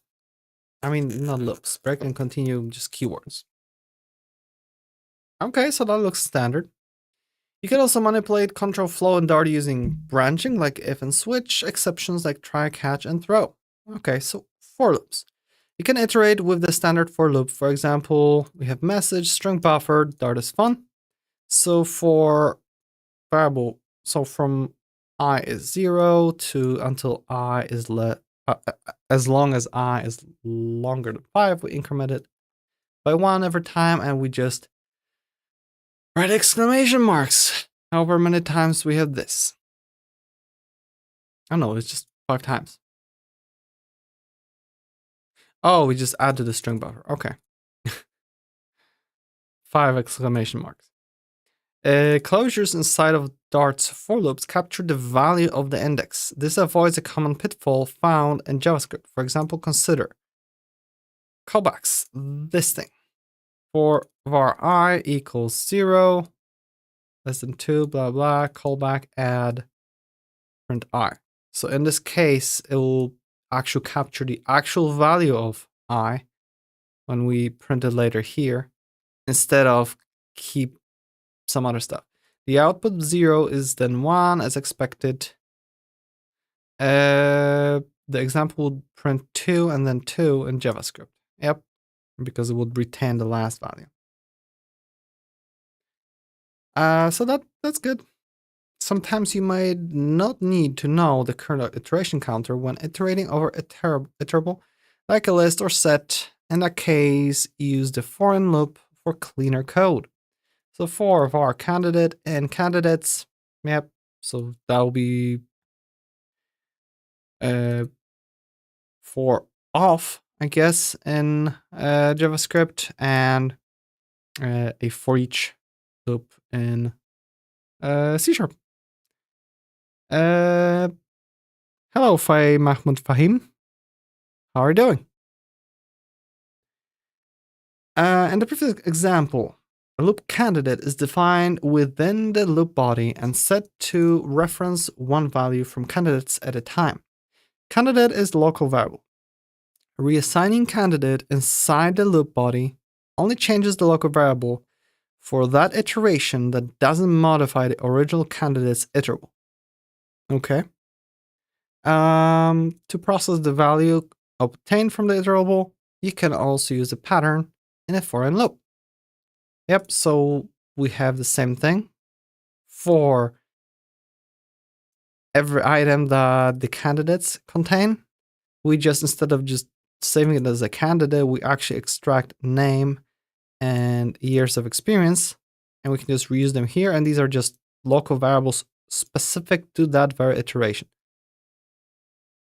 To practice using for-in, follow the iterable collections tutorial. Yay! Iterable classes also have a for each method as another option.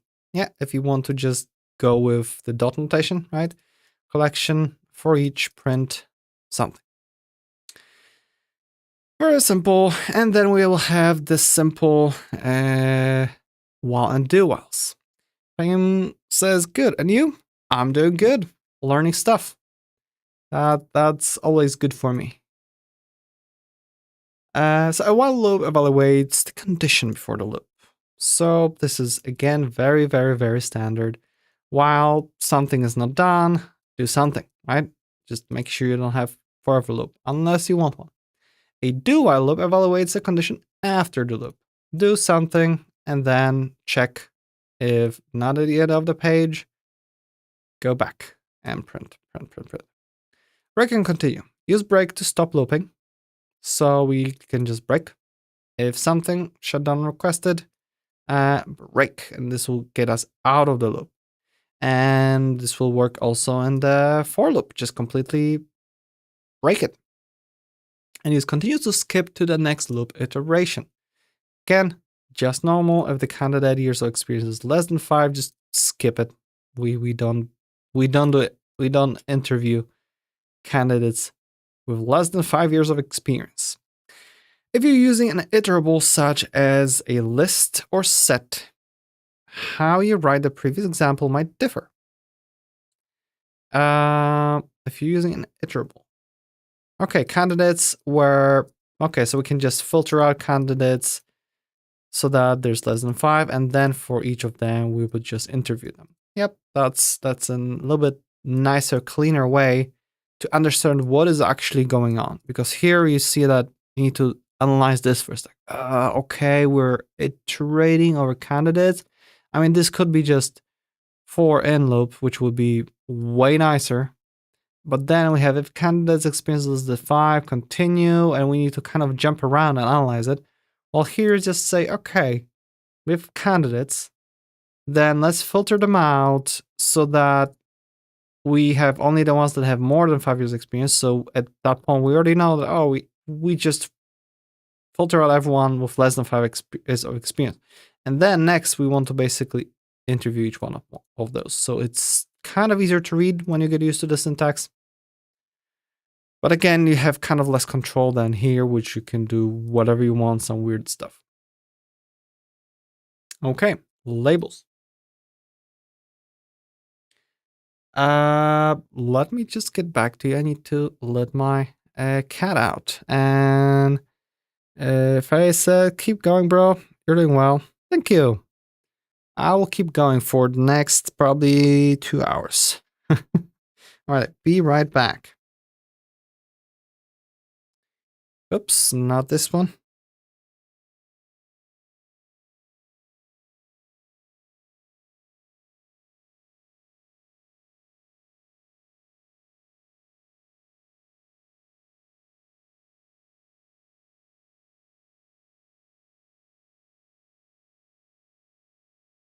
All right, I'm back. Okay, so we went through that. Now we have the fun parts, labels. Oh, labels are so useful. A label is an identifier followed by a colon, label name, that you can place before a statement to create a labeled statement. Loops and switch cases are often used as labeled statements. A labeled statement can be referenced later in a break or continue statement as follows. Break and label name terminates the execution of the labeled statements. This is useful for breaking out of a specific outer loop when you're within a nested loop. And continue label name skips the rest of the current iteration of the labeled statement loop. Labels are used to manage control flow. They are often used with loops and switch cases and allow you to specify which statement to break out of or continue, rather than affecting the innermost loop by default. So labels in for loop using break. So we basically, in the following code demonstrates the usage of a label called outer loop in a for loop with a break statement. So notice that our for loop is preceded with this label. So we just labeled that, hey, this loop is the outer loop. So inside of that, we have yet another loop. So we have a subloop. So if we called here just break without the outer loop, it would just break this specific one. But because we have this label, we just break both of them and we just exit out this whole block and we just show up here instead. So this way we can just exit both loops. So in the previous example, when I is 2 and j is 2, the break outer loop statement stops both inner and outer loops. As a result, the output is bam. Yep, logical. Labels in for loop using continue, and the following code demonstrates the use of a label called outer loop in a for loop with a continue statement. Oh, so that would basically mean, I guess, continue inner outer loop. That means that we break this one and just start the next iteration of this loop. So in the previous example, when I is 2, j is 2, continue inner loop, skips the rest of the iterations for this one and moves to the next iteration here. The results, the outputs are here, and just jumps over here to the next iteration. Yep. Labels in a while loop using break. The following code demonstrates the use of a label called outer loop in a while loop with a break statement. Yep, we can just break the while loop. The same with continue, nothing crazy here. We'll just continue the one that we specified. And labels in do while. So this is like, why do they iterate over all of them? That makes 100% sense. Although with the do while, the check happens afterwards. Okay. Okay, great. We're done with loops. They're very simple. Nothing crazy. So let's look at branches. Let's see if there's something crazy here. I think there will be, because we have if, we have the if case, and then we have the switch. This page shows how you can control the flow of your Dart code using branches. The if statement and elements, if case statement and elements, and switch statements and expressions. You can also manipulate control flow using loops and exceptions. So Dart supports if statements with optional else clauses. The condition in parentheses after if must be an expression that evaluates to a boolean. Okay? So if it's raining, this evaluates to boolean, do this. Else if it's this, do that. Otherwise, do that. So we have just standard if, else if, and else. Okay, and this is the language where we have parentheses everywhere. Okay, great. If case, Dart if statements support case clauses followed by a pattern. So if pair case, and we have the pattern, return point xy. And so we basically, from the pair, we extracted the x and y here as separate local variables that are available right here. Okay. And we of course matched if that pair is an actual list of just two values, which are both integers. A lot happens in that one little line. So if the pattern matches the value, then the branch executes with any variables in the pattern defined in scope. In the previous example, the list pattern matches the value pair. So the branch return point xy executes with the variables that the pattern define, x and y. Otherwise, control flow progress to the else branch to execute if there is one. Yeah, so if this would be not matching, it would just be else, and we could, let's say, throw an error like, oh, invalid coordinates or something. The if-else statement provides a way to match in the structure against a single pattern. To test a value against multiple patterns, use switch. So the switch statement evaluates a value expression against a series of cases. Each case clause is a pattern for the value to match against.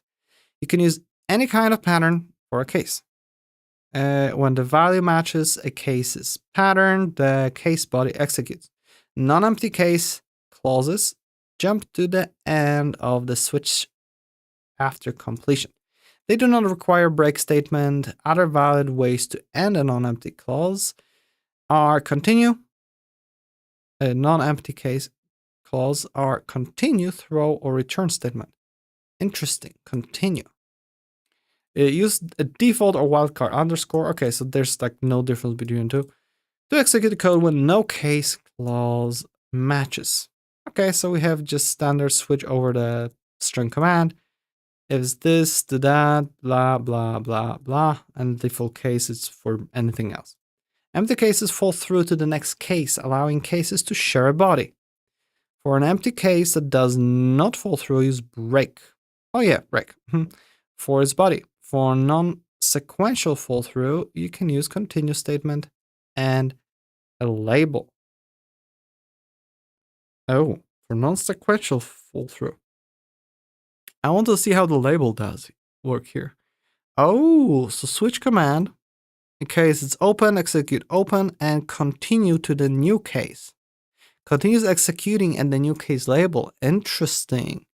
Ooh, that's fun. Then so if it didn't match open, it would go try here or try maybe here, and then it would try here. But that means that if this is gonna execute, it's gonna go here, here, and then go and try to keep matching. Maybe pending or something. But yeah, in this case, it wouldn't match. But if you had some other maybe open-ended things, it could do something. So this is very interesting with the continue. You could probably do a few smart things with that. It's just such an unexpected thing that I don't know how often that thing is used. Sounds like it could be a code smell if overused. For special cases, it could probably save a day. All right, so, you can use logical OR patterns to allow cases to share a body or a guard. To learn more about patterns and case clauses, check out patterns documentation. Yeah. Oh yeah, and of course here we had the empty case that will basically fall through. So in case it's denied or closed, we'll do this one.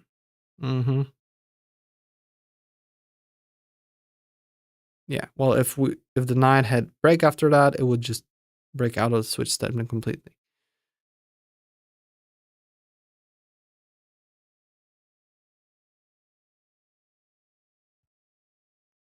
So then we have the switch expressions. A switch expression produces a value based on the expression body of whichever case matches. You can use a switch expression wherever Dart allows expressions, except at the start of an expression statement. For example, yeah, exactly. For X is switch, and then we have stuff. Print, and we can have switch statement in here that will actually return a value, or just straight up something like that. If you want to use a switch at the start of an expression statement, use a switch statement. Yeah. Switch expression allows you to rewrite a switch statement like this.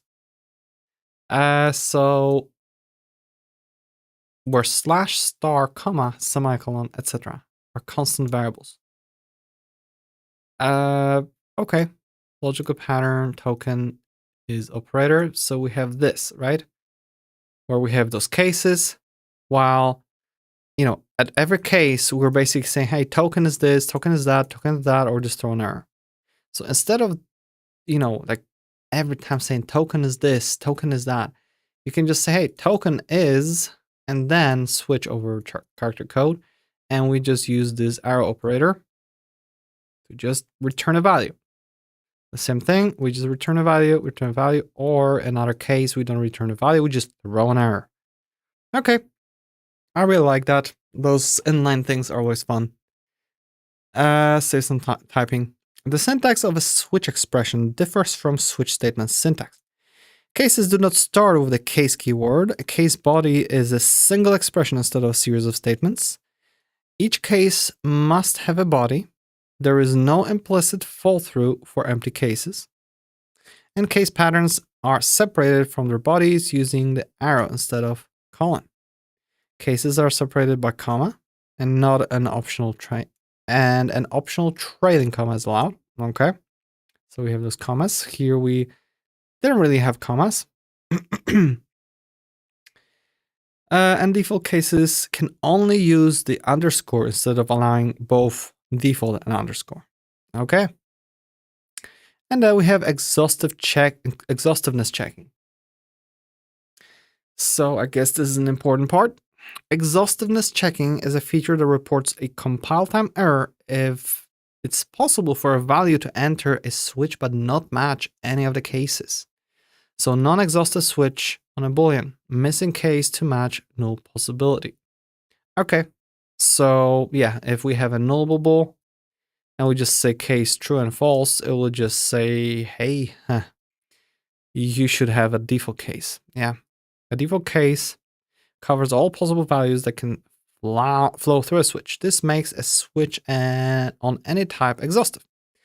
Enums and sealed types are particularly useful for switches because even without a default case, their possible values are known and fully enumerable. Use the sealed modifier on a class to enable exhaustiveness checking when switching over subtypes of that class. Okay.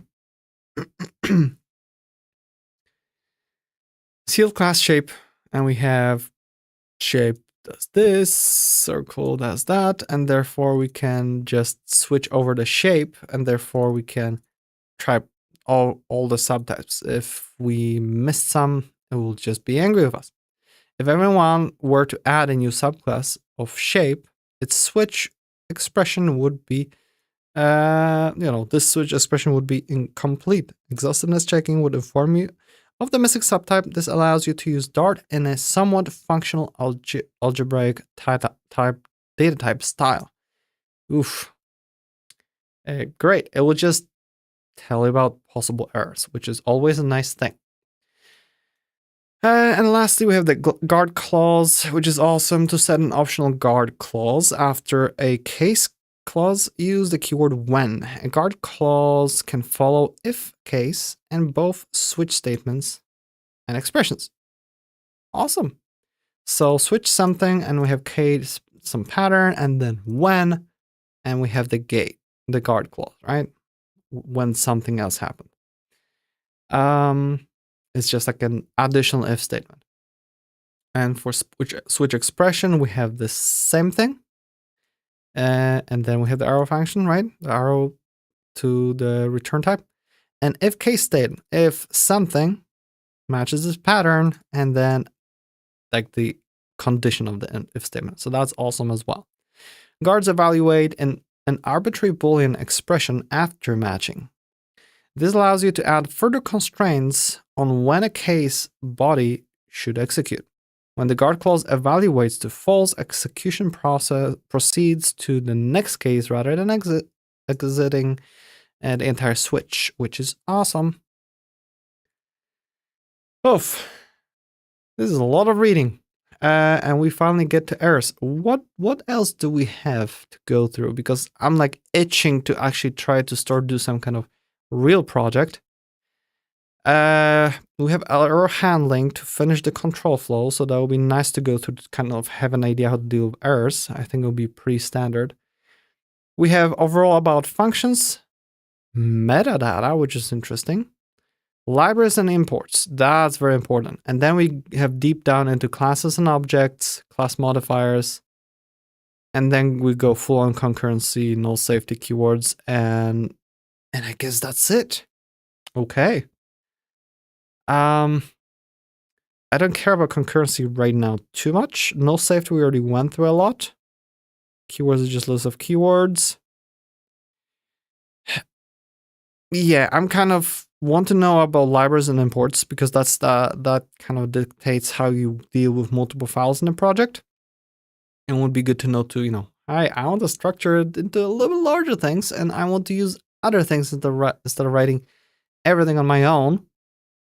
So it'll be fun to get to that one. We'll see what metadata is and if we will skip it this time, because I would like to go skim through this one and get to libraries and imports. We'll see how that goes. So let's look at the error handling. Oh, it's a short one. So exceptions. Your Dart code can throw and catch exceptions. Exceptions are errors indicating that something unexpected happened. If the exception isn't called, the isolate that raised the exception is suspended. And typically the isolate and its program are terminated. Oh, wow. In contrast to Java, all of Dart's exceptions are unchecked exceptions. Methods don't declare which exceptions they might throw, and you aren't required to catch any exceptions. Okay. Dart provides exception and error types, as well as numerous predefined subtypes. You can, of course, define your own exceptions. However, Dart programs can throw any non-null objects, not just exception and error objects, as an exception. Okay, so it can just throw anything. All right. So we have throw. Here's an example of throwing or raising an exception. Throw, format exception, and message. You can also throw an arbitrary object. Throw out of llamas, right? So we could say that our program will be throw a rock, right? We can throw a rock. Run, error, rock. Hey Taras, nice to see you. C++ flashbacks. Really? Okay, so we can throw a rock. That's fun. I always wanted that feature. Production quality code usually throws types that implement error or exception. So it's just a suggestion. Even though you can't throw rocks, just try to throw errors and exceptions. Because throwing an exception is an expression, you can throw exceptions in the arrow statements as well as anywhere else that allows expressions. Void distance 2, point other, and we just throw it here. Okay. Or in a switch expression or something. We can just throw it there. Okay, makes sense. There says in C++ you can also throw whatever. All right, makes sense. If you want to have that option, right? Catch. Catching or capturing an exception stops the exception from propagating, unless you rethrow the exception. Catching an exception gives you a chance to handle it. So try breed more llamas, and if we got the out of llamas exception, we buy more llamas. Makes sense. To handle code that can throw more than one type of exception, you can specify multiple catch clauses. The first catch clause that matches the thrown object type handles the exception. If the catch clause does not specify a type, that clause can handle any type of thrown object. Okay, makes sense. So try if out of exceptions, right? Do this. Or on exception, we catch it, right? And we can just do something with that. Or maybe if it's yet something else, maybe just an error, we can still catch it, but we just don't know what this thing is. Maybe it's a rock, right? We can still catch a rock. So Taras says is valid. Nice. Throw. Otherwise, throw a rock. Yep, exactly. And then your code just needs to be able to catch the rocks, or something's gonna break. As the preceding code shows, you can use either on or catch, or both. Use on when you need to specify the exception type. Use catch when your exception handler needs the exception object. And of course, I assume that, out of llamas, I believe, inherits from exceptions. So, we have the whole classic inheritance thing where we can narrow or whatever. Okay, makes sense. You can specify one or two parameters to catch. The first is the exception that was thrown, and the second is the stack trace. A stack trace object. Look, how much fun. We don't have to extract it from the error. Great. We can take it here and just print it. Yeah, let's try it. So try throw rock. That should work. We should get a stack trace from thrown rock. There we go. What does it look like? Dart error. SDK, throw, and we went through main blob, run main, context loader, executable, new context bind, check init. So this is the bottom of the stack, and we just go all the way here. Okay, all right.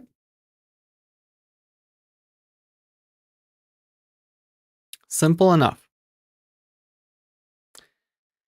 And Tara says stack trace is optional, of course, yes. And Shazi says, hi sir, how are you? I'm doing well, how are you? I'm learning, so I'm happy. In other words, learning makes me happy. Most of the time, unless these are unless it's bad things that I'm learning. Okay. To partially handle an exception while allowing it to propagate, use the rethrow keyword. Okay. So we have dynamic foo, print foo, and this will be a runtime error because we cannot increase true. So we catch any kind of error and we say, oh, it was partially handled, and then we throw it up, and whoever called this can still catch the same error. So notice that we don't, because I presume we have two options here. We either rethrow this exactly same error or we create a new error.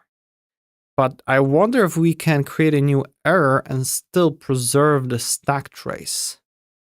Because it's often that you're rethrowing just so that you can preserve a stack trace of the original thing.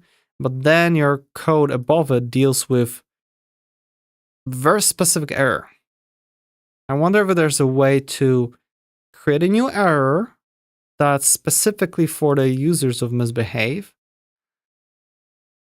but it still contains the proper stack trace, because that would be nice. And void main, blah, blah. Let's see. This is actually maybe that one time where I'm going to use this weird feature here.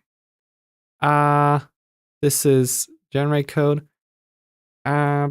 Please make the misbehave not rethrow the existing error, but throw a new one while preserving the stack trace. Can we do that? It's thinking.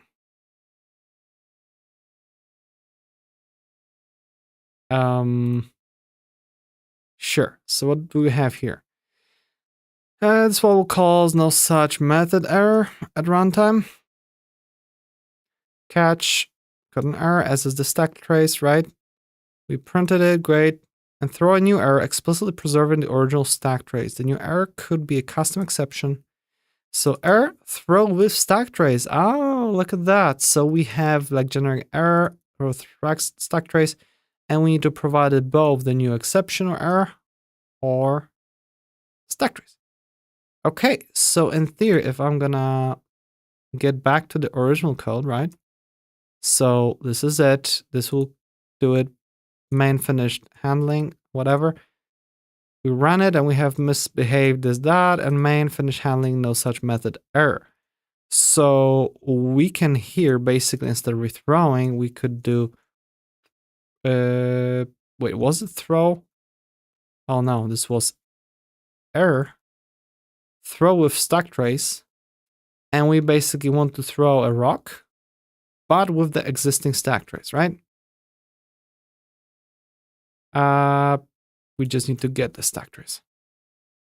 We run it, and we finish handling a string. Oh, because we're getting the type? Yeah. Great. Shaz says, sir, I see only 2 people. See you live, so enter live, but I cannot understand. So can you explain what is it you make? I am Pakistani. What I'm doing is I am learning the Dart language. I'm just going literally through the documentation of the language. Just regular documentation, going through it, quickly learning it, because this is Livestream where, I just need to learn the language as fast as I can. So I'm just doing live. So as I'm learning, I'm explaining, trying things out, and you can join me if you want.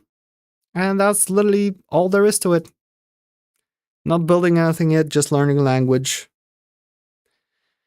So, okay, I'm very happy that we can rethrow errors while preserving the stack trace. That makes me very happy, because that means you can kind of make error handling a little bit nicer and yet know where it's coming from exactly. Okay.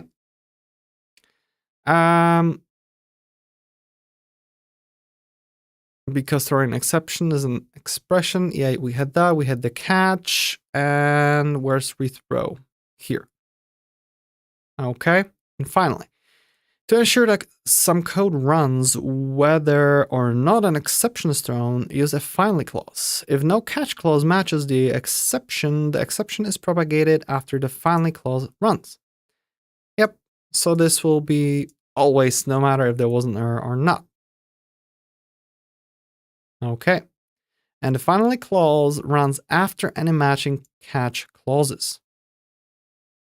Oh, okay. So first we're gonna print the error, and then we're gonna clean the llama stalls.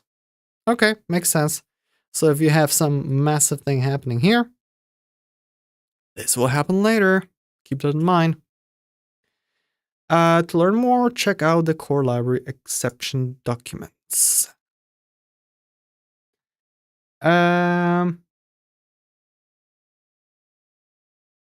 And Shazi says, can you love Pakistan or not? This sounds like a loaded question. I have no opinion. I'm indifferent to many things. I just focus on code. So not indifferent, just neutral. Oh, that's a better word. Assert. During development, use an assert statement. Assert condition optional message to disrupt normal execution if a Boolean condition is false. Okay. So this is only during development, right? Make sure the variable has no value. Bam. Make sure it has this. Make sure it's that. To attach a message to an assertion, add a string as the second argument. Assert optionally with a trailing comma. Okay. So we can just add a message that, oh, this thing happened. So this might be something where, oh, I don't want to put million debug logs just in case to check things are correct, right? You don't want to clutter your code with, or you don't want to clutter your logs, but in case something goes bad, you want to straight up stop the program, because this should not happen, and you instantly know what and where. The first argument to assert can be an expression that resolves to a Boolean value. If the expression's value is true, the assertion succeeds and execution continues. If it's false, the assertion fails and an exception, an assertion error, is thrown. When exactly do assertions work? That depends on the tools and frameworks you're using. Flutter enables assertions in debug mode. Okay. Development-only tools such as WebDevServe typically enable assertions by default, and some tools as Dart Run and Dart Compile.js support assertions through a command line flag. Enable asserts. Okay, great.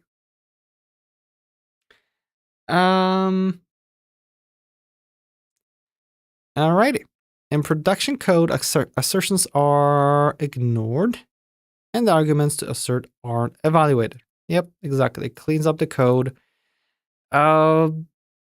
Yeah, unless you actually want to, there might be some cases where you're writing something that needs to be extremely reliable. And in case of an error, it just needs to, fall apart.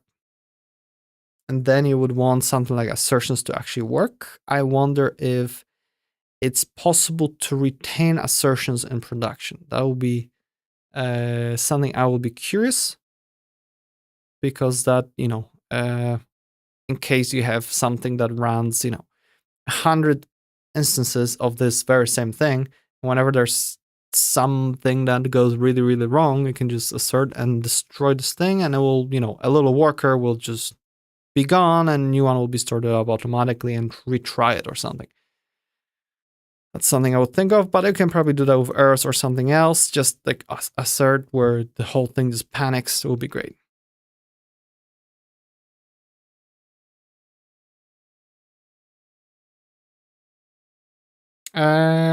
Shazzy says, "Sir, can you help me? I use Replit to make apps and a website, but Replit cannot show code for this app or anything, so kindly help for this solution."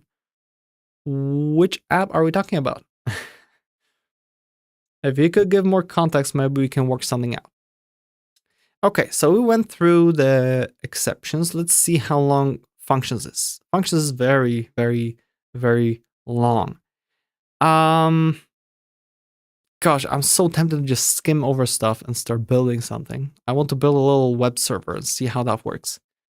Because considering one can compile Dart to actual machine code, as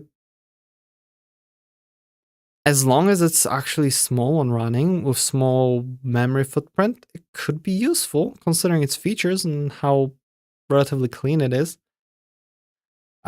So yeah, let's just take a peek. How much do we really have here? Of this, parameters, named ones, yep. Optional position parameters, the main function, functions first class objects, function types, so we can return stuff, anonymous functions. Okay, this is the same thing, just one name. Okay, that makes sense. Okay, so we don't have arrow functions? Interesting. Huh. Lexical scope. Okay, lexical closures, tear-offs. When you refer to a function method or name constructor without parentheses, Dart creates a tear-off. This is a closure that takes the same parameters as the function and invokes the underlying function. Oh, so we have this codes, buffer, string buffer, function tear-off for each print. Yeah, and we'll just insert that. So that's fine. Method tear-off. Yeah, bad for each. Yeah, because why do this where this takes that, so you can just do this. Yeah, okay, so this is fine. And nothing revolutionary there. I don't care about testing function for equality right now. Returning values. Oh yeah, you can just return. Okay. Okay, this just returns null. Okay, by default. All right, weird edge case. Generators. Okay, so this is more interesting because you have iterable and you have the stream object. I recall we went through that. So that's that. Yeah, iterable naturals too, and we have just the yield keyword. Okay, this something with the stream. We can always get back to this documentation when necessary. External functions. External function is a function whose body is implemented separately from its declaration. Include the external keyword before a function declaration, like so. External void, some function, bam. An external function's implementation can come from another Dart library, or more commonly from another language and interop contexts. External in interop context, external introduces type information for foreign functions or values, making them usable in Dart. Yep, implementation and usage is heavy platform specific, so check out the interop docs, for example, C or JavaScript to learn more. And external functions can be top-level functions, instance methods, getters, or setters, or non-redirecting constructors. An instance variable can be external to, which is equivalent to an external getter if the variable is not final. Okay, so let's just take a peek what metadata is. Okay, because this looks like kind of decorators, but I wonder if there are any that have an actual impact on code. Don't know. Yellow to you, CPM. We're skimming to stuff now because I'm itching to build stuff. Okay, so use metadata to give additional information about your code. We have annotation with the @ symbol followed by either reference or compile time constants such as deprecated or call to a constant constructor. So 4 annotations are available in Dart code: deprecated, override, and pragma. For examples, if using override, see extending a class. Here's an example of using the deprecated annotation. Okay, so this is just, hey, we have deprecated. This will show you warnings in your IDE or when building. You can use deprecate like lowercase if you don't want to specify a message. However, we recommend always specifying. And you can define your own metadata annotations. Here's an example of defining a to-do annotation that takes 2 arguments. And I wonder if we can access it within the function. That could be fun, although probably not. Metadata can appear before a library class, type def, type parameter, constructor, factory. So I guess we have some kind of reflection system where we can access the types defined and what they're annotated with. And therefore we have some programmatic ways of, maybe during compilation or during runtime to do something with that, which I guess it's useful. I always like to use those to make it so that instead of manually going and registering each class, like linking it in some location for configuration, you could have a single function that scans for all the instances of everything that should be registered and automatically just do it for itself instead of you just manually doing stuff. So that's like, one thing. Alrighty. And CPN says in Zig, this is called compile error deprecated. Oh wow, straight up compile error. But deprecated shouldn't make your code break. It should just suggest that, hey, you have this and that is deprecated, so fix it later.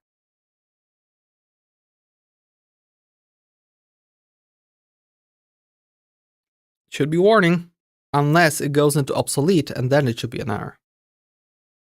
But then you just might as well just delete it. Okay, so let's just take a peek at libraries and imports so that we know how to deal with, external code or how to split our code into multiple files.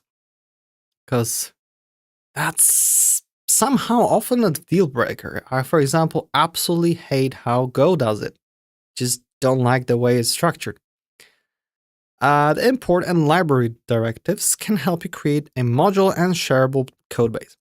Libraries not only provide APIs, but are a unit of privacy. Identifiers that start with an underscore are visible only inside the library.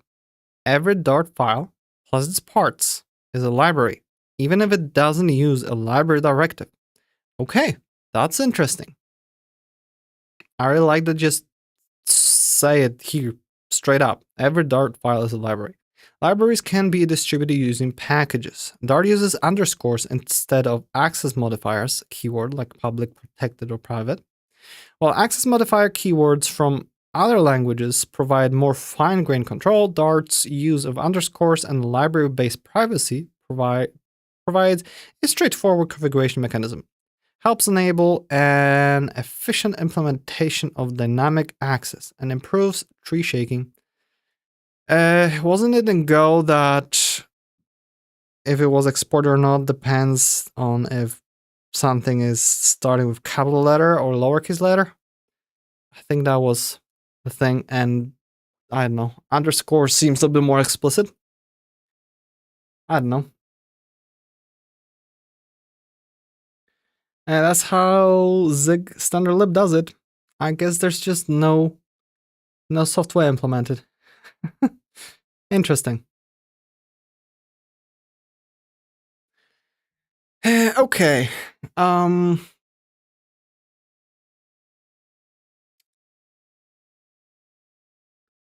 SBN says, yeah, capital means public. Yep, I remember that part. So using libraries, use import to specify how a namespace from one library is used in the scope of another library.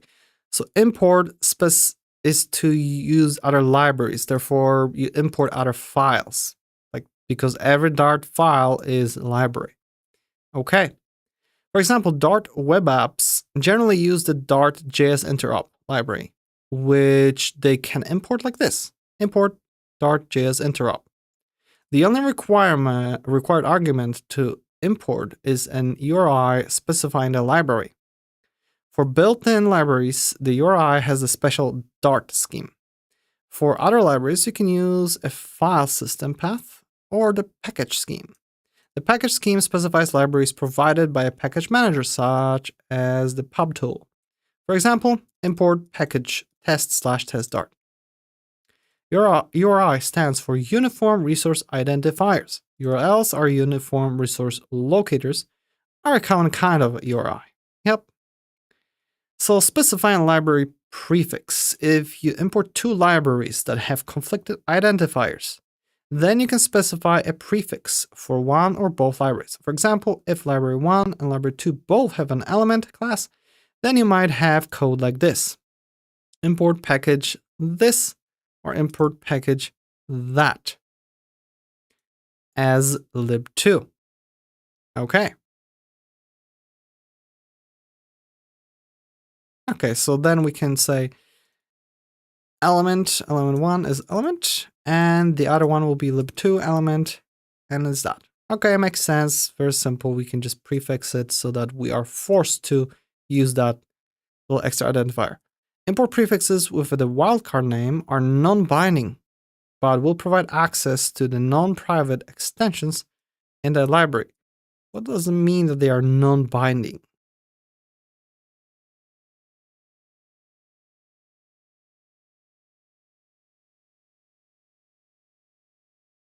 I'm not sure. And CPN says small means accessible only within a module. Yep, I remember that. So importing only part of a library. Okay, so if you want to use only part of a library, you can selectively import the library. For example, import only foo. So, show foo. Okay, so let's close this funny little Dart pad.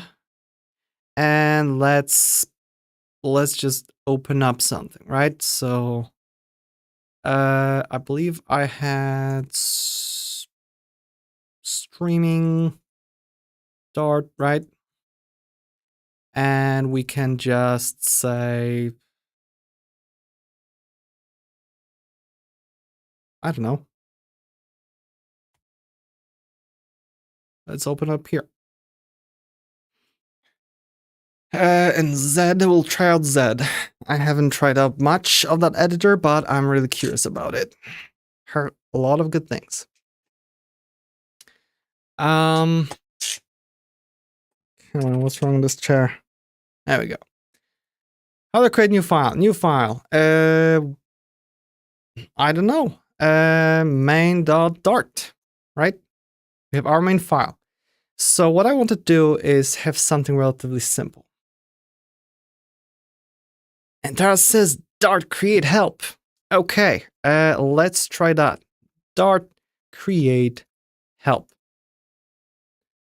Let's just resize stuff a little bit. I mean, everything massive for the stream. So create a new Dart project. Argument and directory. So we have command line application with basic argument parsing. Command line. Package. Server shelf. A server app using package shelf. That's fun. A web app. And whether to run pubget after the stuff or force project generation if the target directory already exists. So in our case, we want to delete this file. Okay, and we're gonna just do straight up Dart, thank you, Taras, create something like let's go fancy and go CLI, okay? And we're gonna say in this directory. We'll get a nice creator. It just made, oh, CLI subdirectory. Why not? There we go.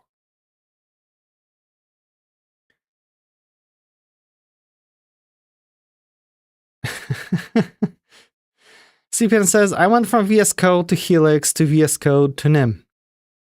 I'm currently using like VS Code and a little bit of Z and sometimes NeoVim for, like depending on a task. If I'm only in terminal, let's say I'm connecting to my main computer from a laptop, then for small things, I'll just use NeoVim. For larger things, I can just remote connect to, for example, through Z or through VS Code. Use cursor for a while. That kind of stuff. All right, so what? We don't need a terminal now. We have tons of files. What the heck? I'm just learning. We have YAMLs for pubspec to define that we're using dev dependency, lins, and tests. Okay, we can live with that. Do I have like Vim mode enabled? Yep. Oh, we already have an error. No dependencies. Okay. Dart help. And was there something to just run the whole thing? Just Dart program? Entire thing? Dart run? Without anything? Build it in hello world. Okay, so we're good. So even though this says it's wrong, it's not. Okay, so let's go to our... I feel like maybe we should actually go with Neo. I'm gonna get too much help with this thing. Let's just go to, what was it? Streaming Dart, right? And let's just do this. This way we will have a little bit more of a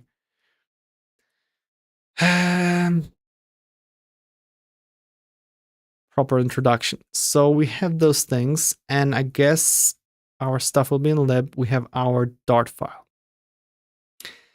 So we just have calculate. Oh, wait, but we had hello world. Oh,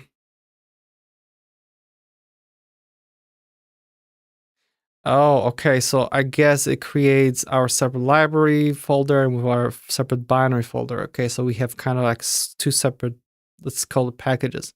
Our CLI is here, hello world, and we call calculate from package, I guess is this package, CLI/CLI Dart. Okay, so we know already how to import other files. And here we have our main that looks like it can,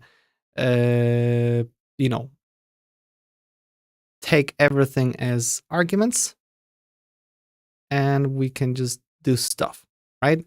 In theory, we could just go over the arguments, right? Because it's just a list of strings. So we could do for argument in arguments. Does tab work here? No. I don't know how this NeoVim is specifically configured, so I don't know the keybinds.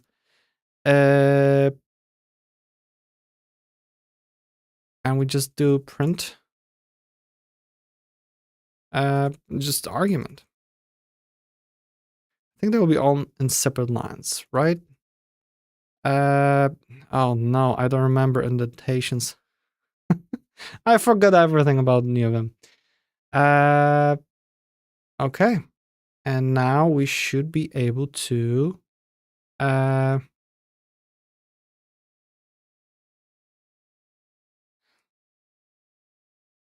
run.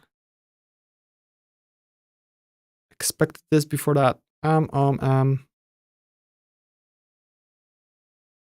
Ooh, not faux.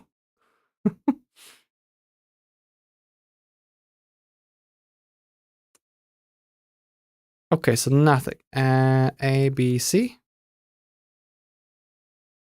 Oh, because these need to be string A, B, or do we need to do run and then we do A, B, C? How do I put in arguments? Antar says, I recommend Android Studio for Dart/Flutter. Yeah, with Flutter, I can definitely see that. CPN says, someone please invent LSP equivalent of CLI apps. Wait, LSP equivalent for CLI apps. Explain more, CPN. I'm curious. Okay, this is starting to annoy me a little bit. I'm gonna be changing my mind a lot today.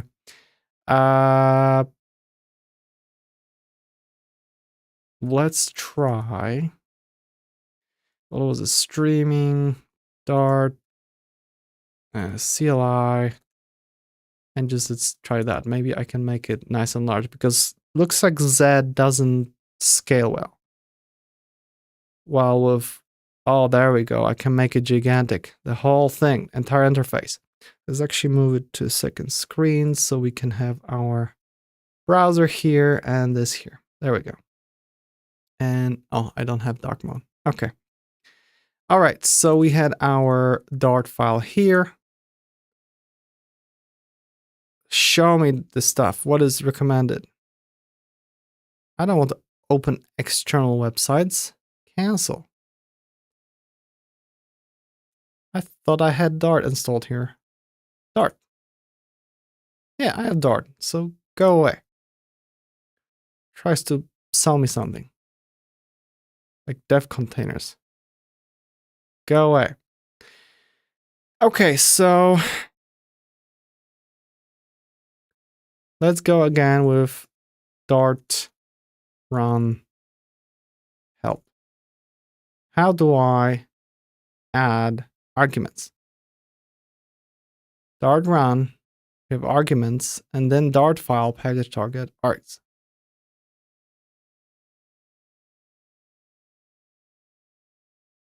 So I just need to do Dart run bin slash what do I have here? CLI Dart, and then the ABC. Oh, now it worked. I see. Okay, figured it out. Oh, and Tara's already wrote that. Alrighty.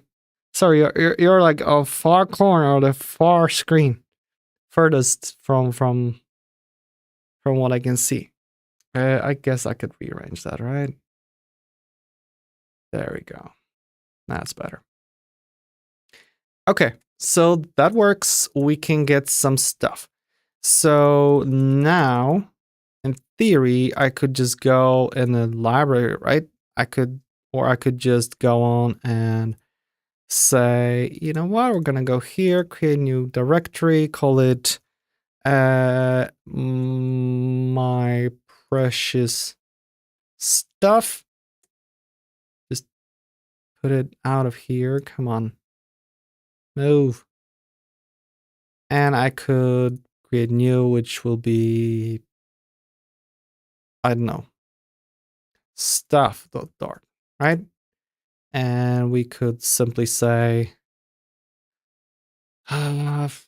we return a list of strings as get precious stuff, right?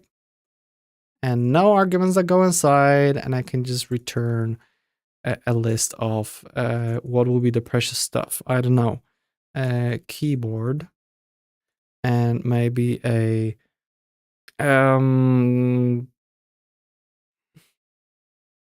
tools. Another precious stuff would be me. There we go. I'm precious to myself. There we go. So in theory, I could just do an import package, and it should be automatically available as my precious stuff. and it'll be stuff.start. And we could say as stuff, right?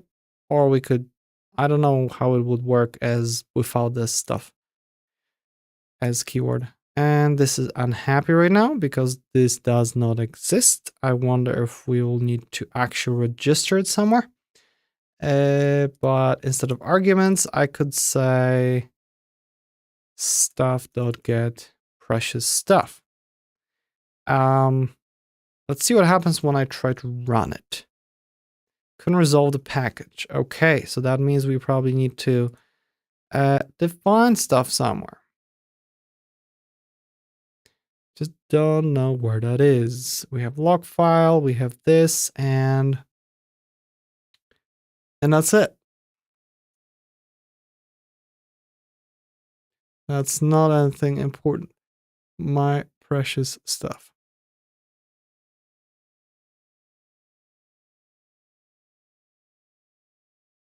I probably have something from Taras. So the CPN says, like, if I type curl, I want the valid args of curl command to show up, like -L, -O, etc. Oh, like for arguments, interesting. Curl, and it shows me file, FTP. Okay, I have only that kind of stuff. I don't have, like, arguments. Interesting.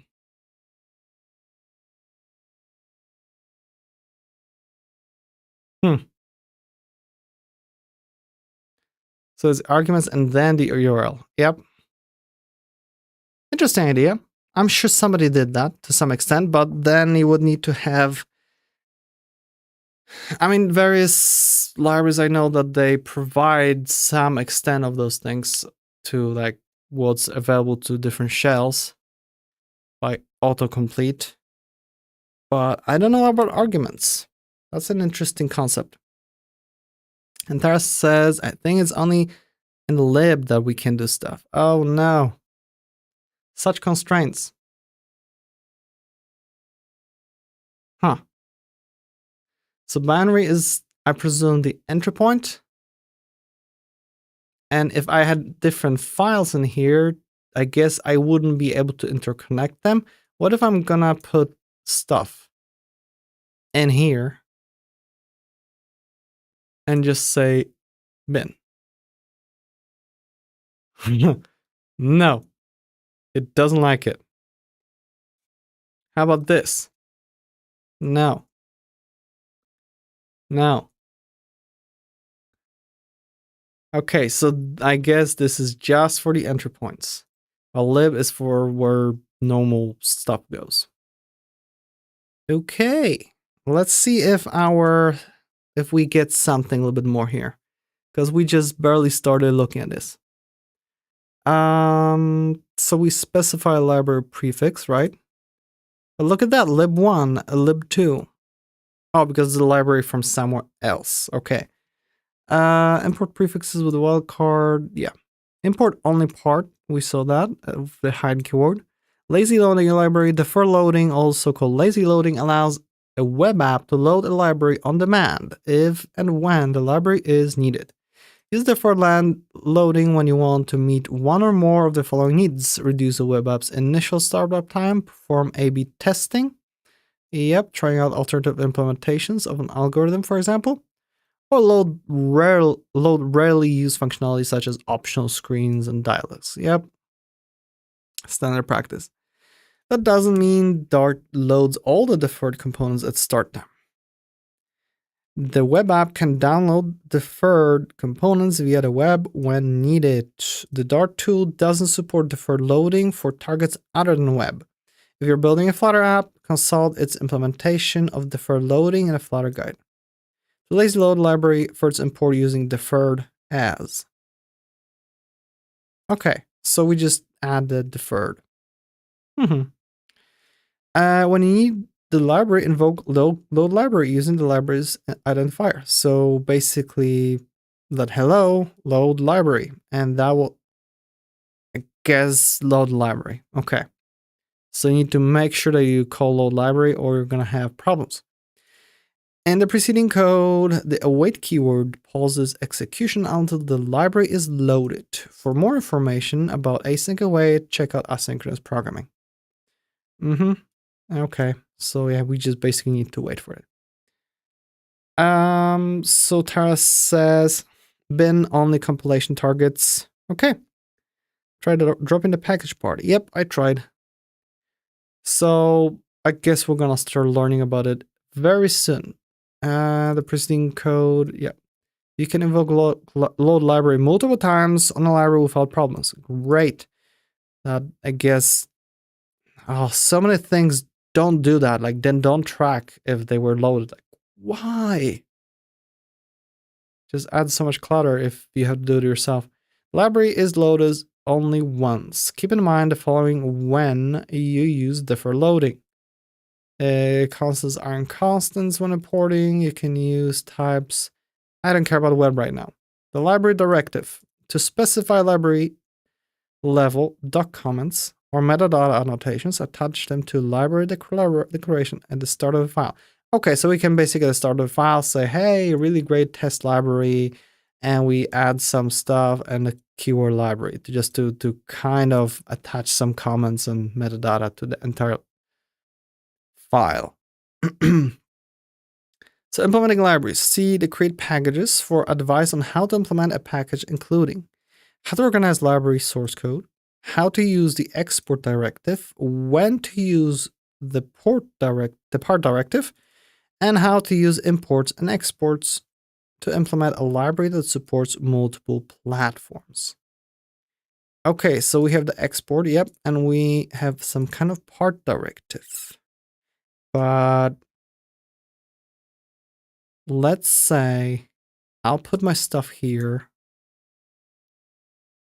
and get our CLI. No, this one here. And I don't want bin, I want my precious stuff. Okay, so let's take a screenshot of this. And let's ask, let's say, yeah, let's go with Claude. How can I make it that Dart allows me to have code in a folder different than lib?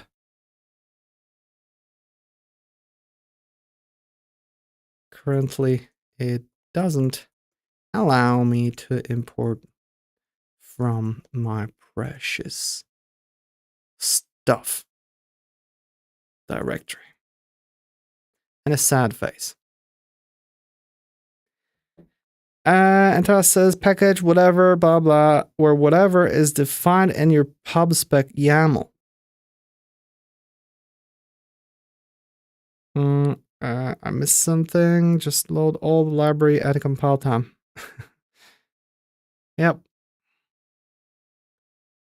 And it just stopped working. What the hell? I guess I noticed that Claude in the evenings or at night is like really, really struggling. And the Dart package resolution system, and Dart, the package resolution system expects code to be in specific directories. The lib folder is the conventional location for package code that can be imported by other packages or parts of your application. There are several approaches to organize your inside. Okay, so it's recommended to just put it inside lib, and that's it, and then import it, or use part of directives. If you want to keep files separate, but treat them as one compilation unit. So in libcli Dart, so in this thing, you can add part of and here. And my precious stuff Dart, part of this. Wait, they reference both each other? Your code here, no import export statement needed. Okay, so this is basically if I want to treat multiple parts, multiple files as a one library. I guess to be able to import it as a single thing, I guess. Makes sense. Configure custom source directories, and in pubspec you can specify additional source directories. So I could just go dependencies path. This allows import from these directories. The dependencies sources. Oh, there we go. Imports from these directories. This just confused me. However, this approach has limited tooling support and isn't widely used, so just don't do it. Okay. A relative imports not recommended for packages. Okay. Breaks when code consumed as a package, and best practice recommendation, just move it to lib. Okay. All right. We'll listen to it. We won't do weird stuff. My precious stuff goes inside lib. And therefore here, I can just go and say lib my precious stuff. Oh,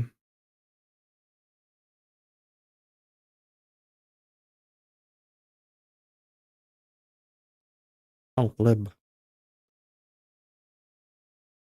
Still nothing. Why is that? Package lib.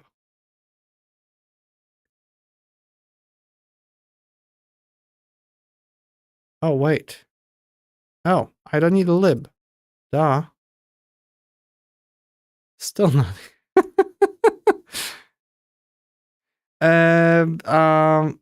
Can't result the package, my precious stuff, and this thing.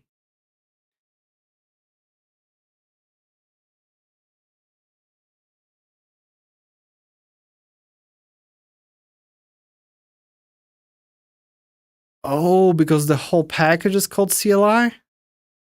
Oh, that makes sense. So we always need this as long as our package is called CLI. And I guess that name is specified in pub. Yeah, name CLI. If I would make it into Wallala, right? This will be unhappy and I need to rename just those two into Wallala. Okay, that makes sense. It doesn't take it from name of directory, it takes it from the pub spec. Okay. Okay. And this is still unhappy because I didn't call it as a function. There we go. And now we'll have a list of precious things. All right. So let's just update the stuff to be a little bit more M12 impact driver. That's my most precious thing. There we go. And instead of me, it will be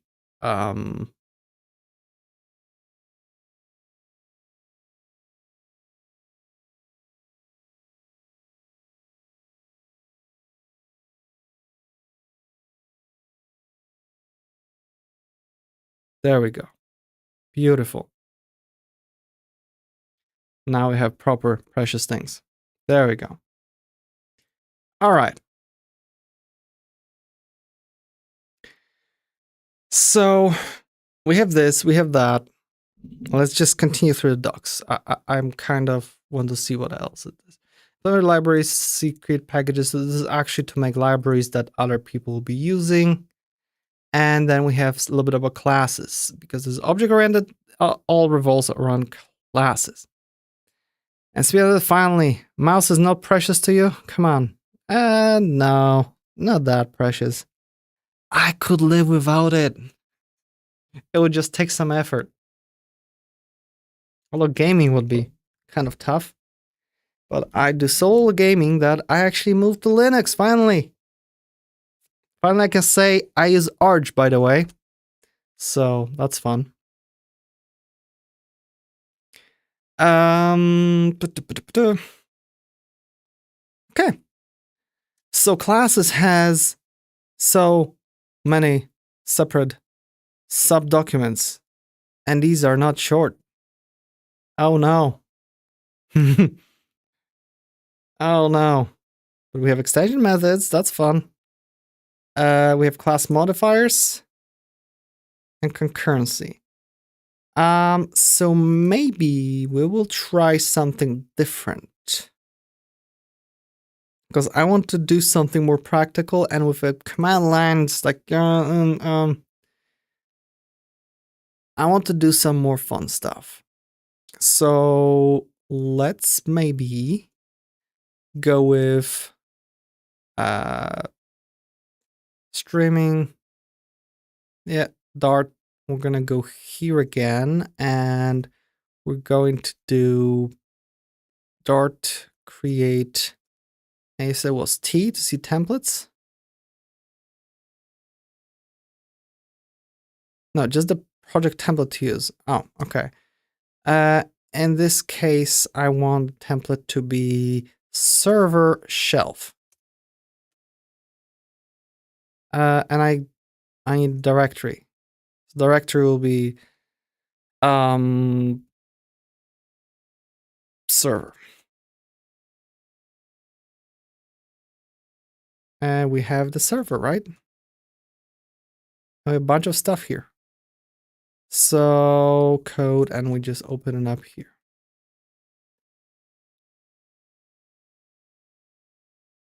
So let's actually move it here and focus on this thing. Spin says, that's cool. Tara says, class modifiers are deadly. Don't look there. They outdid everyone there. Okay, that's kind of interesting. I'll need to look there. Spin says, deadly is interesting. Exactly. Boredom, confusion, deadly. That's funny. So let's see. So this should be an example of a little server, right? README. Wow, we've got a README. Let's read it in readable way. A server app built using Shelf, configured to enable running with Docker. This example code handles HTTP GET requests to / and echo message. Whoa. Running the sample, running with the Dart SDK. You can run the example of the Dart SDK like this. Dart run bin server Dart. So we're gonna do that in a second. I will say it out, it's listening, and from second terminal. Okay, we're gonna read like that. This is forcing me out of that. We can just, curl stuff. All right, running with Docker. If you have Docker desktop, I don't care right now. And then from second terminal again. You should see the printed stuff. Okay, so let's open up the terminal. Oops. Come on. From here, please. There we go. So we're gonna do run server Dart, right? It says listening. So in here, we can go and grab our curl to just do the hello world, right? We got the hello world, server listening. And if we're gonna do, what was it, echo, fun, we got fun back. Okay. So let's stop it and see how it works. So we've got, our pub spec. So let's look at that. Name server, version, whatever. We have environment, SDK, and dependencies. We use shelf and shelf router. Okay, so that's good to know. It's divided like that. And dev dependency will be HTTP, lens, and tests. Interesting. What is HTTP for dev dependencies? I understand lens and rest and test, but HTTP? What the hell? Isn't this using HTTP? So now let's look. We have the entry point, right? The server Dart. So let's see what it does. So we have input output. We import shelf and shelf IO as well as the router. So we configure the routes, right? We create a new router and we basically, I remember those double dots. What the hell was it? We're able to do some weird stuff here. But we basically on the router, we define the get and do the root handler, right? I guess it's all being called this on the same object rather than whatever was returned by this one. Yep. So we define the route, and this is our root handler. And then we have our echo handler with classic stuff. Okay, so this is like, Express.js style thing. No big deal. And Tara says, bye, I'm sleeping. See ya.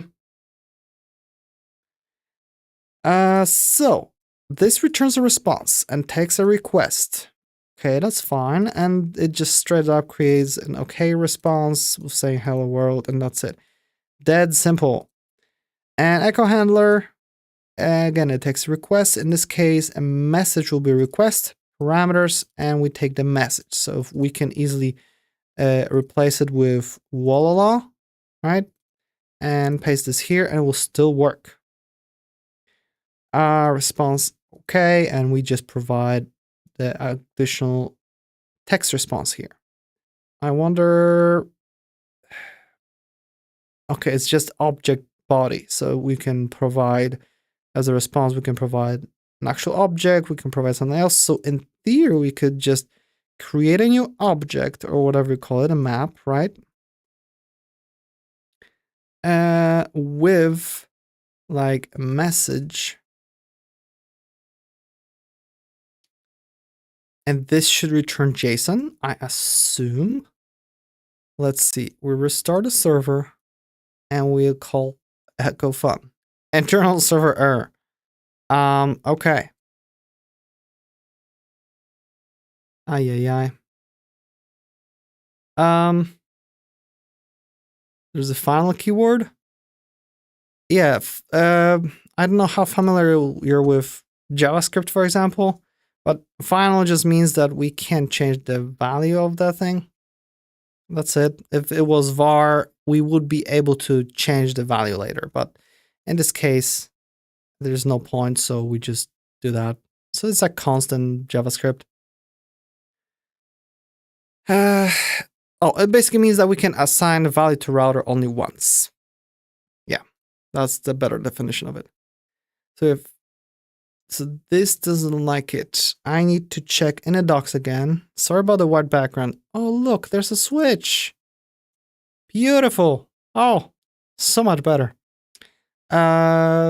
Types, collections, and we had maps. How was creating maps? Just like that.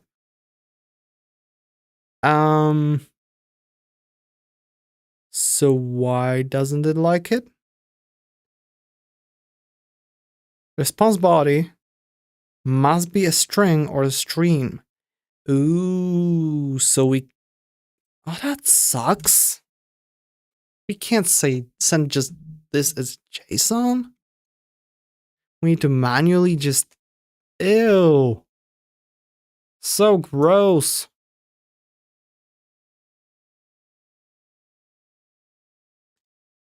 I guess it needs to be text. Oh, wow. Guess it's a primitive package. And then we basically overall have the main, which will set up the server, right? Use the available hosts or container IP, right? So IP will be internet address NAIPv4. Wow, that's an interesting value. What other values do we have? NAIPv6, loopback, and we can get from other stuff. That's an interesting one. Configure a pipeline that logs requests. So a pipeline. Add middleware, which would be log requests, and then add handler. Okay, and router.call. So we just basically add all the handlers, I guess. And for running in containers, respect the port environment variable. Okay. Yeah, so for port is basically parse integer from a string in both cases, either whatever port provided. If not provided, take this. Okay. And final server await. So we basically call serve. The handler will be our pipeline. So basically, there's one handler for entire server, and all its logic on how it's routing is within here. So the router is, we can easily write your own, okay? And what's the IP, what the port, and it runs. So it's extremely simple. Okay, I like it, and there should be nothing in bin. There's not even bin, but there's test. Look at that. Let's take a look at test. Let's see if tests run. Dart test. Okay, it ran test, and all tests pass. Okay, we have 3 tests. Let's take a peek then, because this is fun.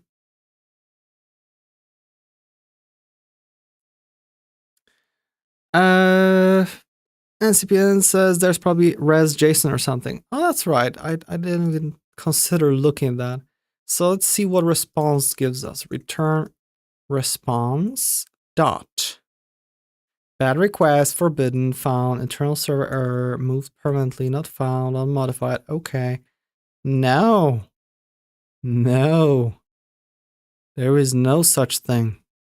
But I wonder if for okay, no, we don't have a different variant of that. That's the only thing. It's just you have various regular things that it can return. Wait, doesn't mean that you can't even specify your own code? Are you serious? See other. Okay, not modified, not found.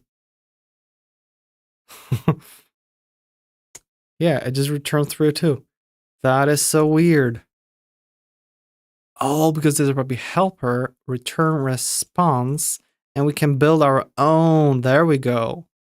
We can do the body, context, encoding, headers, message, and we can just build our own here. But that, no object, there's no JSON. Nothing with JSON. But that's it. Oh, JSON, codec.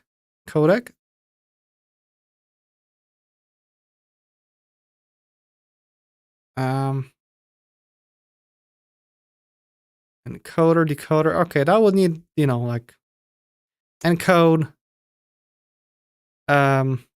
object. Let's see. Message is the message, right? So that will be the encoded JSON. Then we've got this is not happy.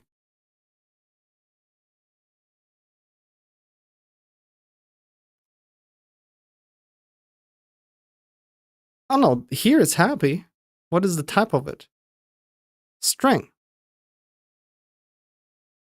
So in theory, we could just do JSON message. Let's see what happens.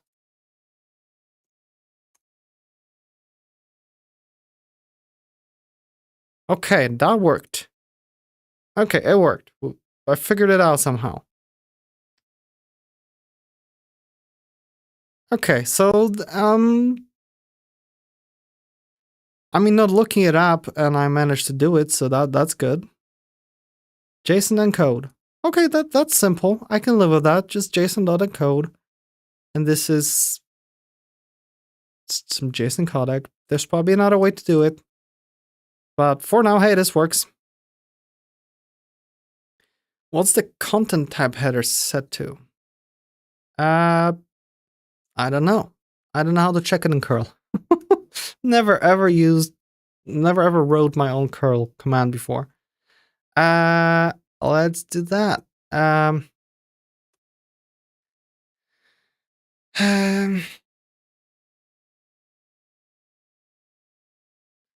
When I run command bam. Oops, not this thing. Come on. Control Shift C. How can I make it show me? What was it? Content type header that it returned. That it returned. Because it probably doesn't set it. Okay, while this is thinking, I will be right back.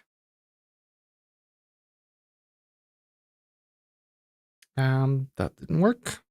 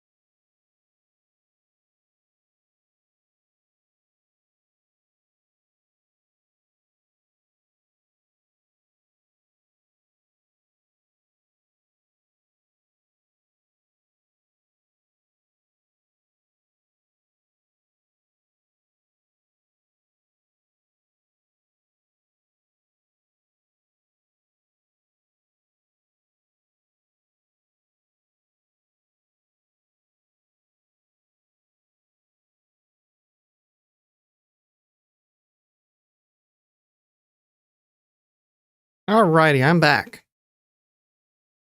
Looks like there's screen tearing. I guess the telltale sign of OBS on Linux. So content header return by you can use I or V flag. Include headers and output. Shows request and response headers. Perfect. Shows only headers. So let's add V. Okay. Let's add V and see what happens.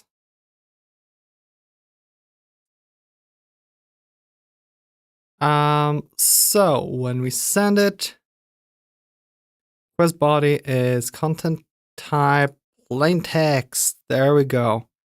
So I'm sure there's a way to do it better.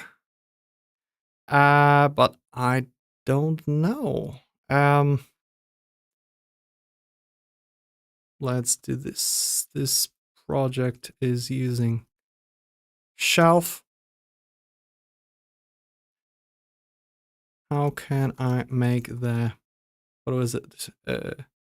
Echo in server.dart return proper content type headers. Yeah, I got said manually. Yeah, I think this is just this kind of server, like the minimal one. I'm interested only in the idiomatic approach for that library. Because if we need to bring in our own router and whatnot, this is probably like the bare bones implementation.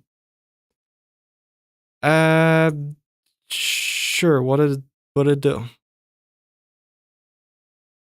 Oh, just read. Okay. It looks up documentation. Great. I don't have to.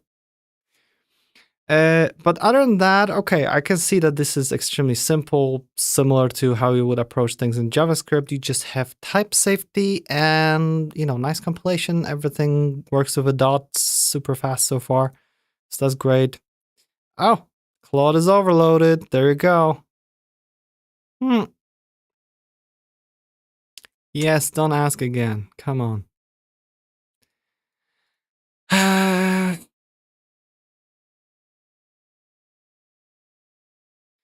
So, yes. Oh no, not manually. Whatever. Came up with a plan. There we go. So we should see it in a second. So, oh yeah, literally manually add this. Oh, but we can specify headers. Okay. Okay, I can live with that. So it returns that. Okay.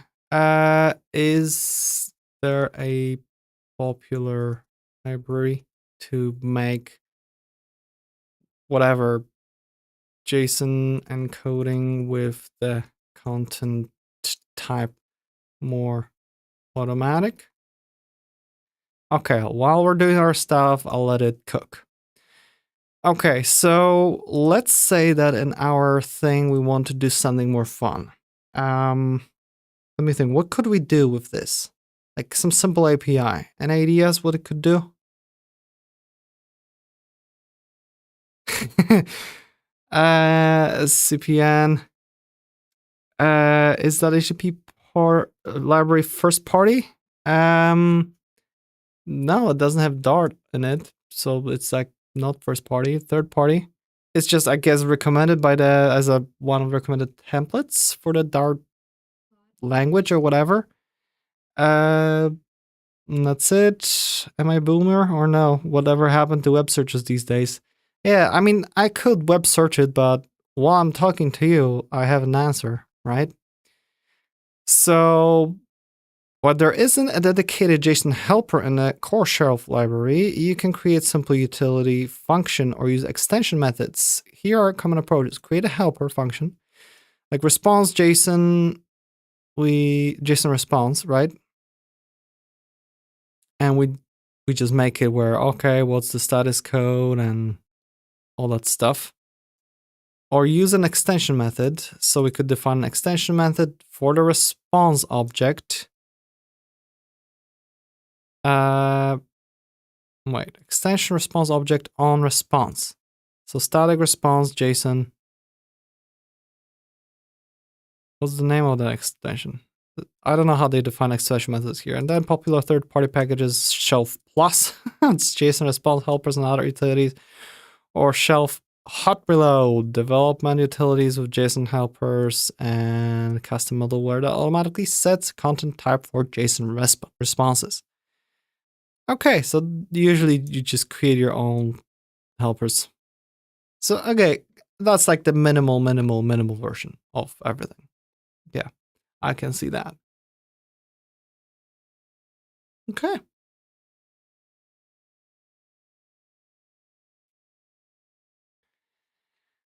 Go is this verbose? Is this verbose? But at least no third-party libraries are needed.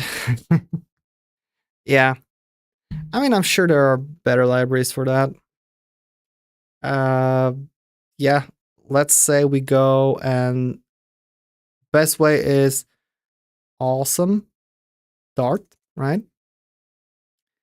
And it should be right here. So your libraries, clients, server frameworks. There we go. Frameworks, that's the thing here. Jaguar as a server framework built for speed, simplicity, and extensibility. Start as Sinatra inspired. And Sinatra isn't that wait, which language had Sinatra?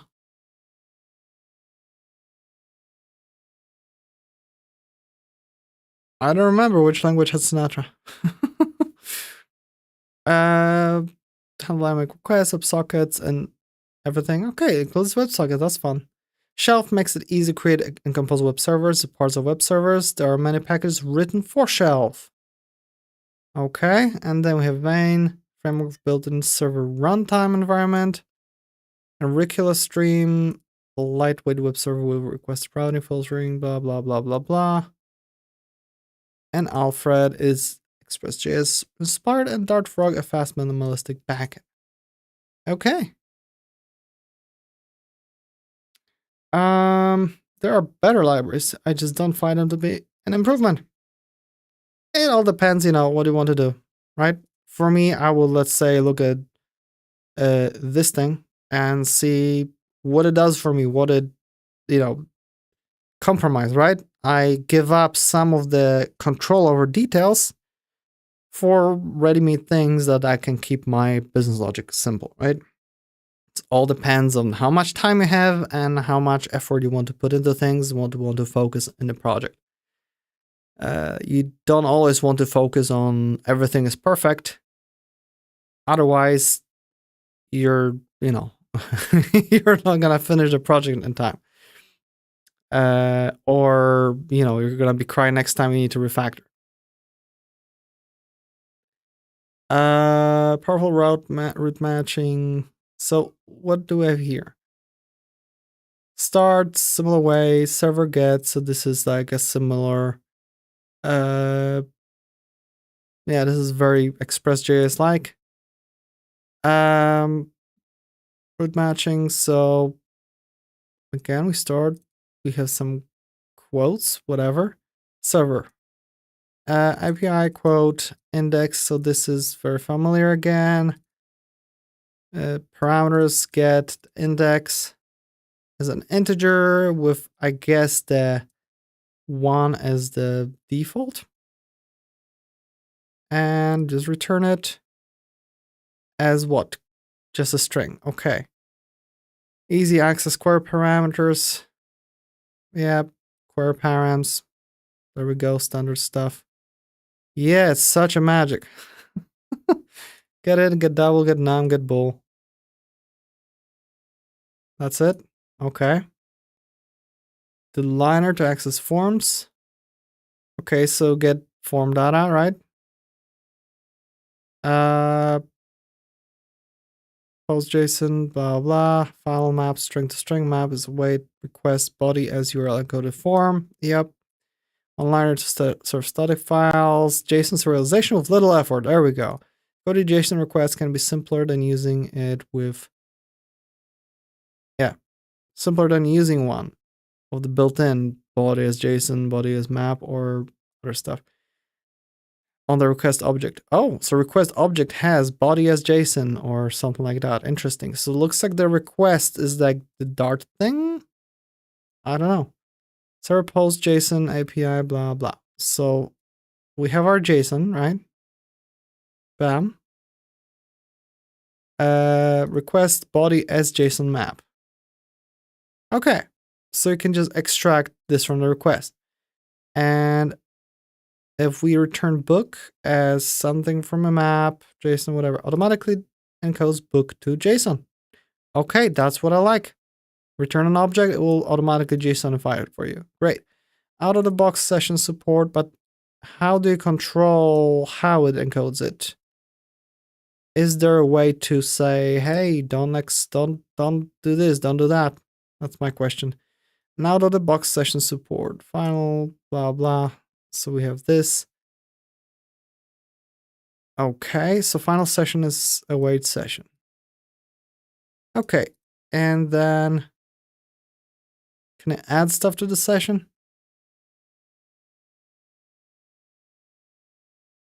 I can print them. Items add, so I can add, in theory, something? No, this just exports it. Remove item.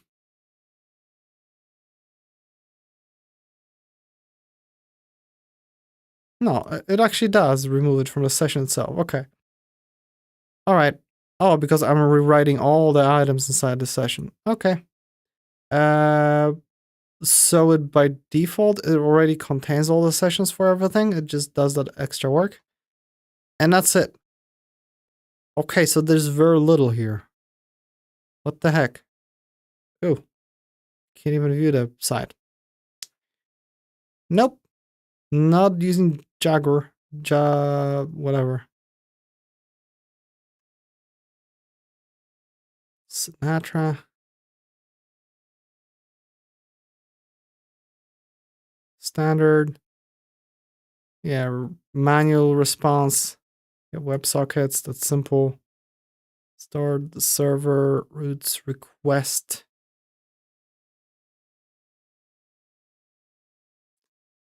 Oh, these are all bare bones. What the hell?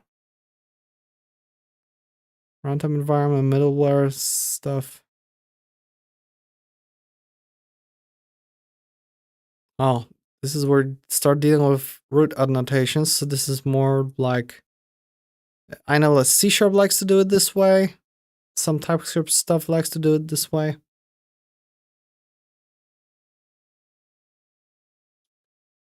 So we, again, have the pipeline, and then we do define the routes. My middleware. Okay. Extends vein, I guess. Whatever vein is, I guess the name of the whole framework. Yep. Okay. All right, I see. Hodo.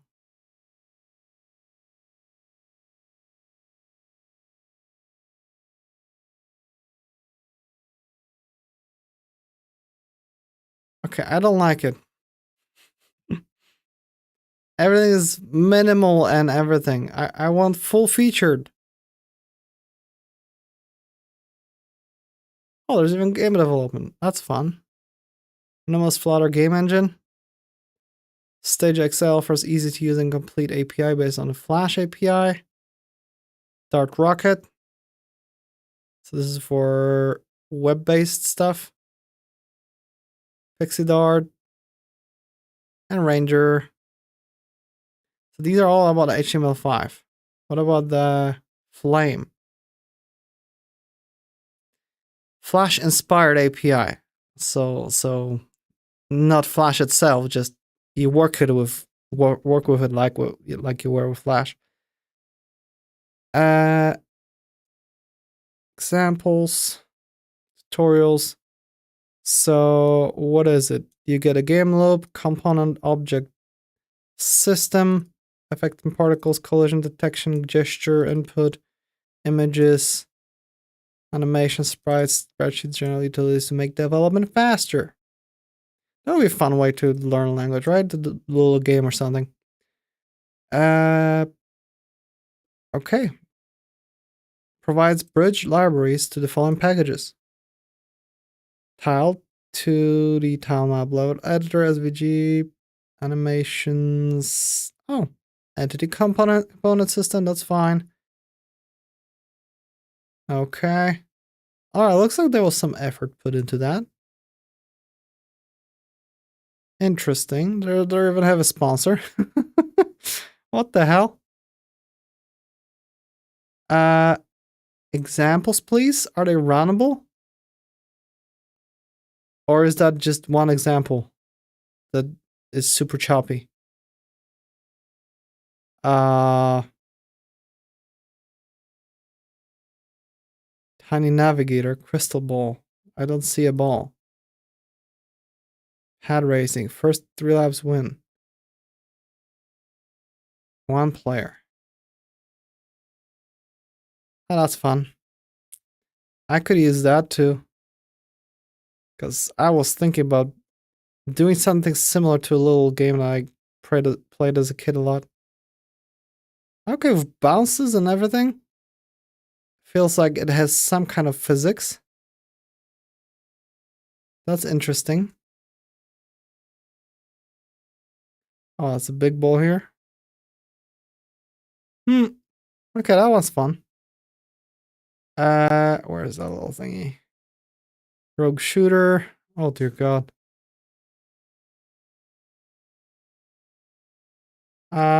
There's no way to. Oh, use a mouse. Okay, these examples actually work. Well, I went off the rails, right? No more. No more learning. Now it's just Oh wow, they recreated a Chrome game.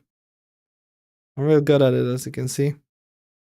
We have audio, basic animations, benchmark. Oh, you can just keep clicking to add more sprites of animations.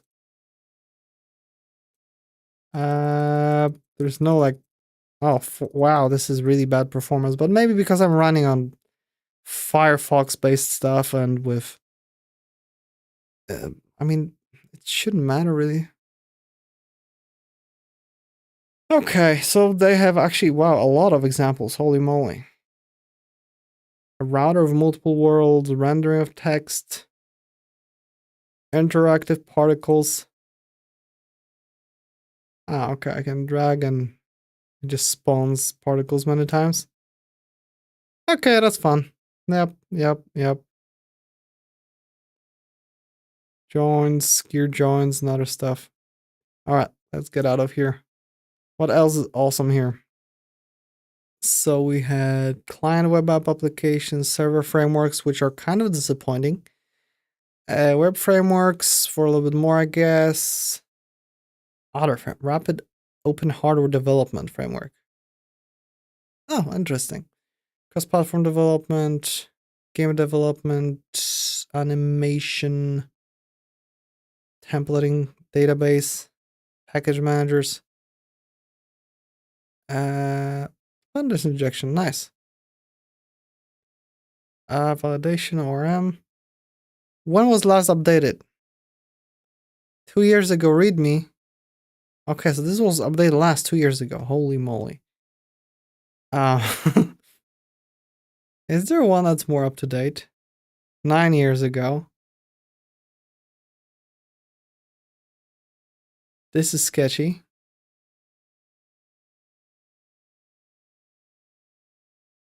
Recommendation, awesome, latest. Nope.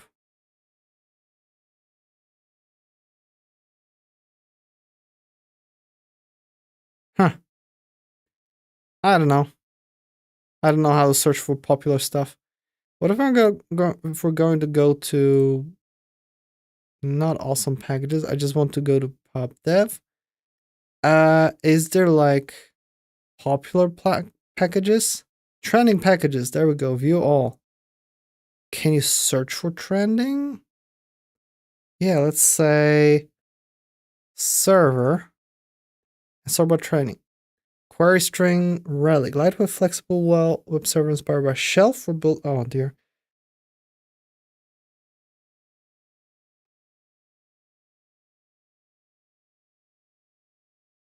Okay, I guess it's because Dart isn't that popular for servers, so it's a little bit, but I guess for simple stuff it could work. Yeah. Client for Superbase. All right.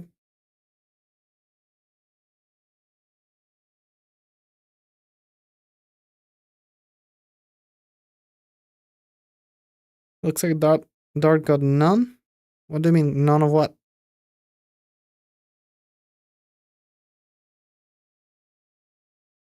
What if I'm gonna search for shelf underscore?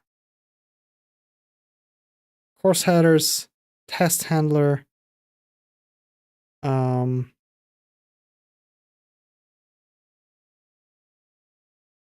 What if we're going to go to actually search for Dart shelf library, right? Dartlang shelf. So it is in an official Dartlang repository. Okay, so that might be actually like semi-official. There are 56 contributors. Holy moly. Okay, so here are the packages. We just saw the shelf and the shelf router. We have handler, a shelf handler for serving packages directory, proxying, router generator, static test handler, website and publishing automation. Oh, that's it. There must be more, but it would require searching, I presume. Huh. Okay. I can live with that. I think I'm gonna for server stuff, I might try to learn Elixir soon enough because I'm seeing like it's getting more and more popular. It'll be fun to learn a what do you call it? Functional language, especially one that's inspired by Ruby. And yeah, it's getting lots of popularity for how, young it is.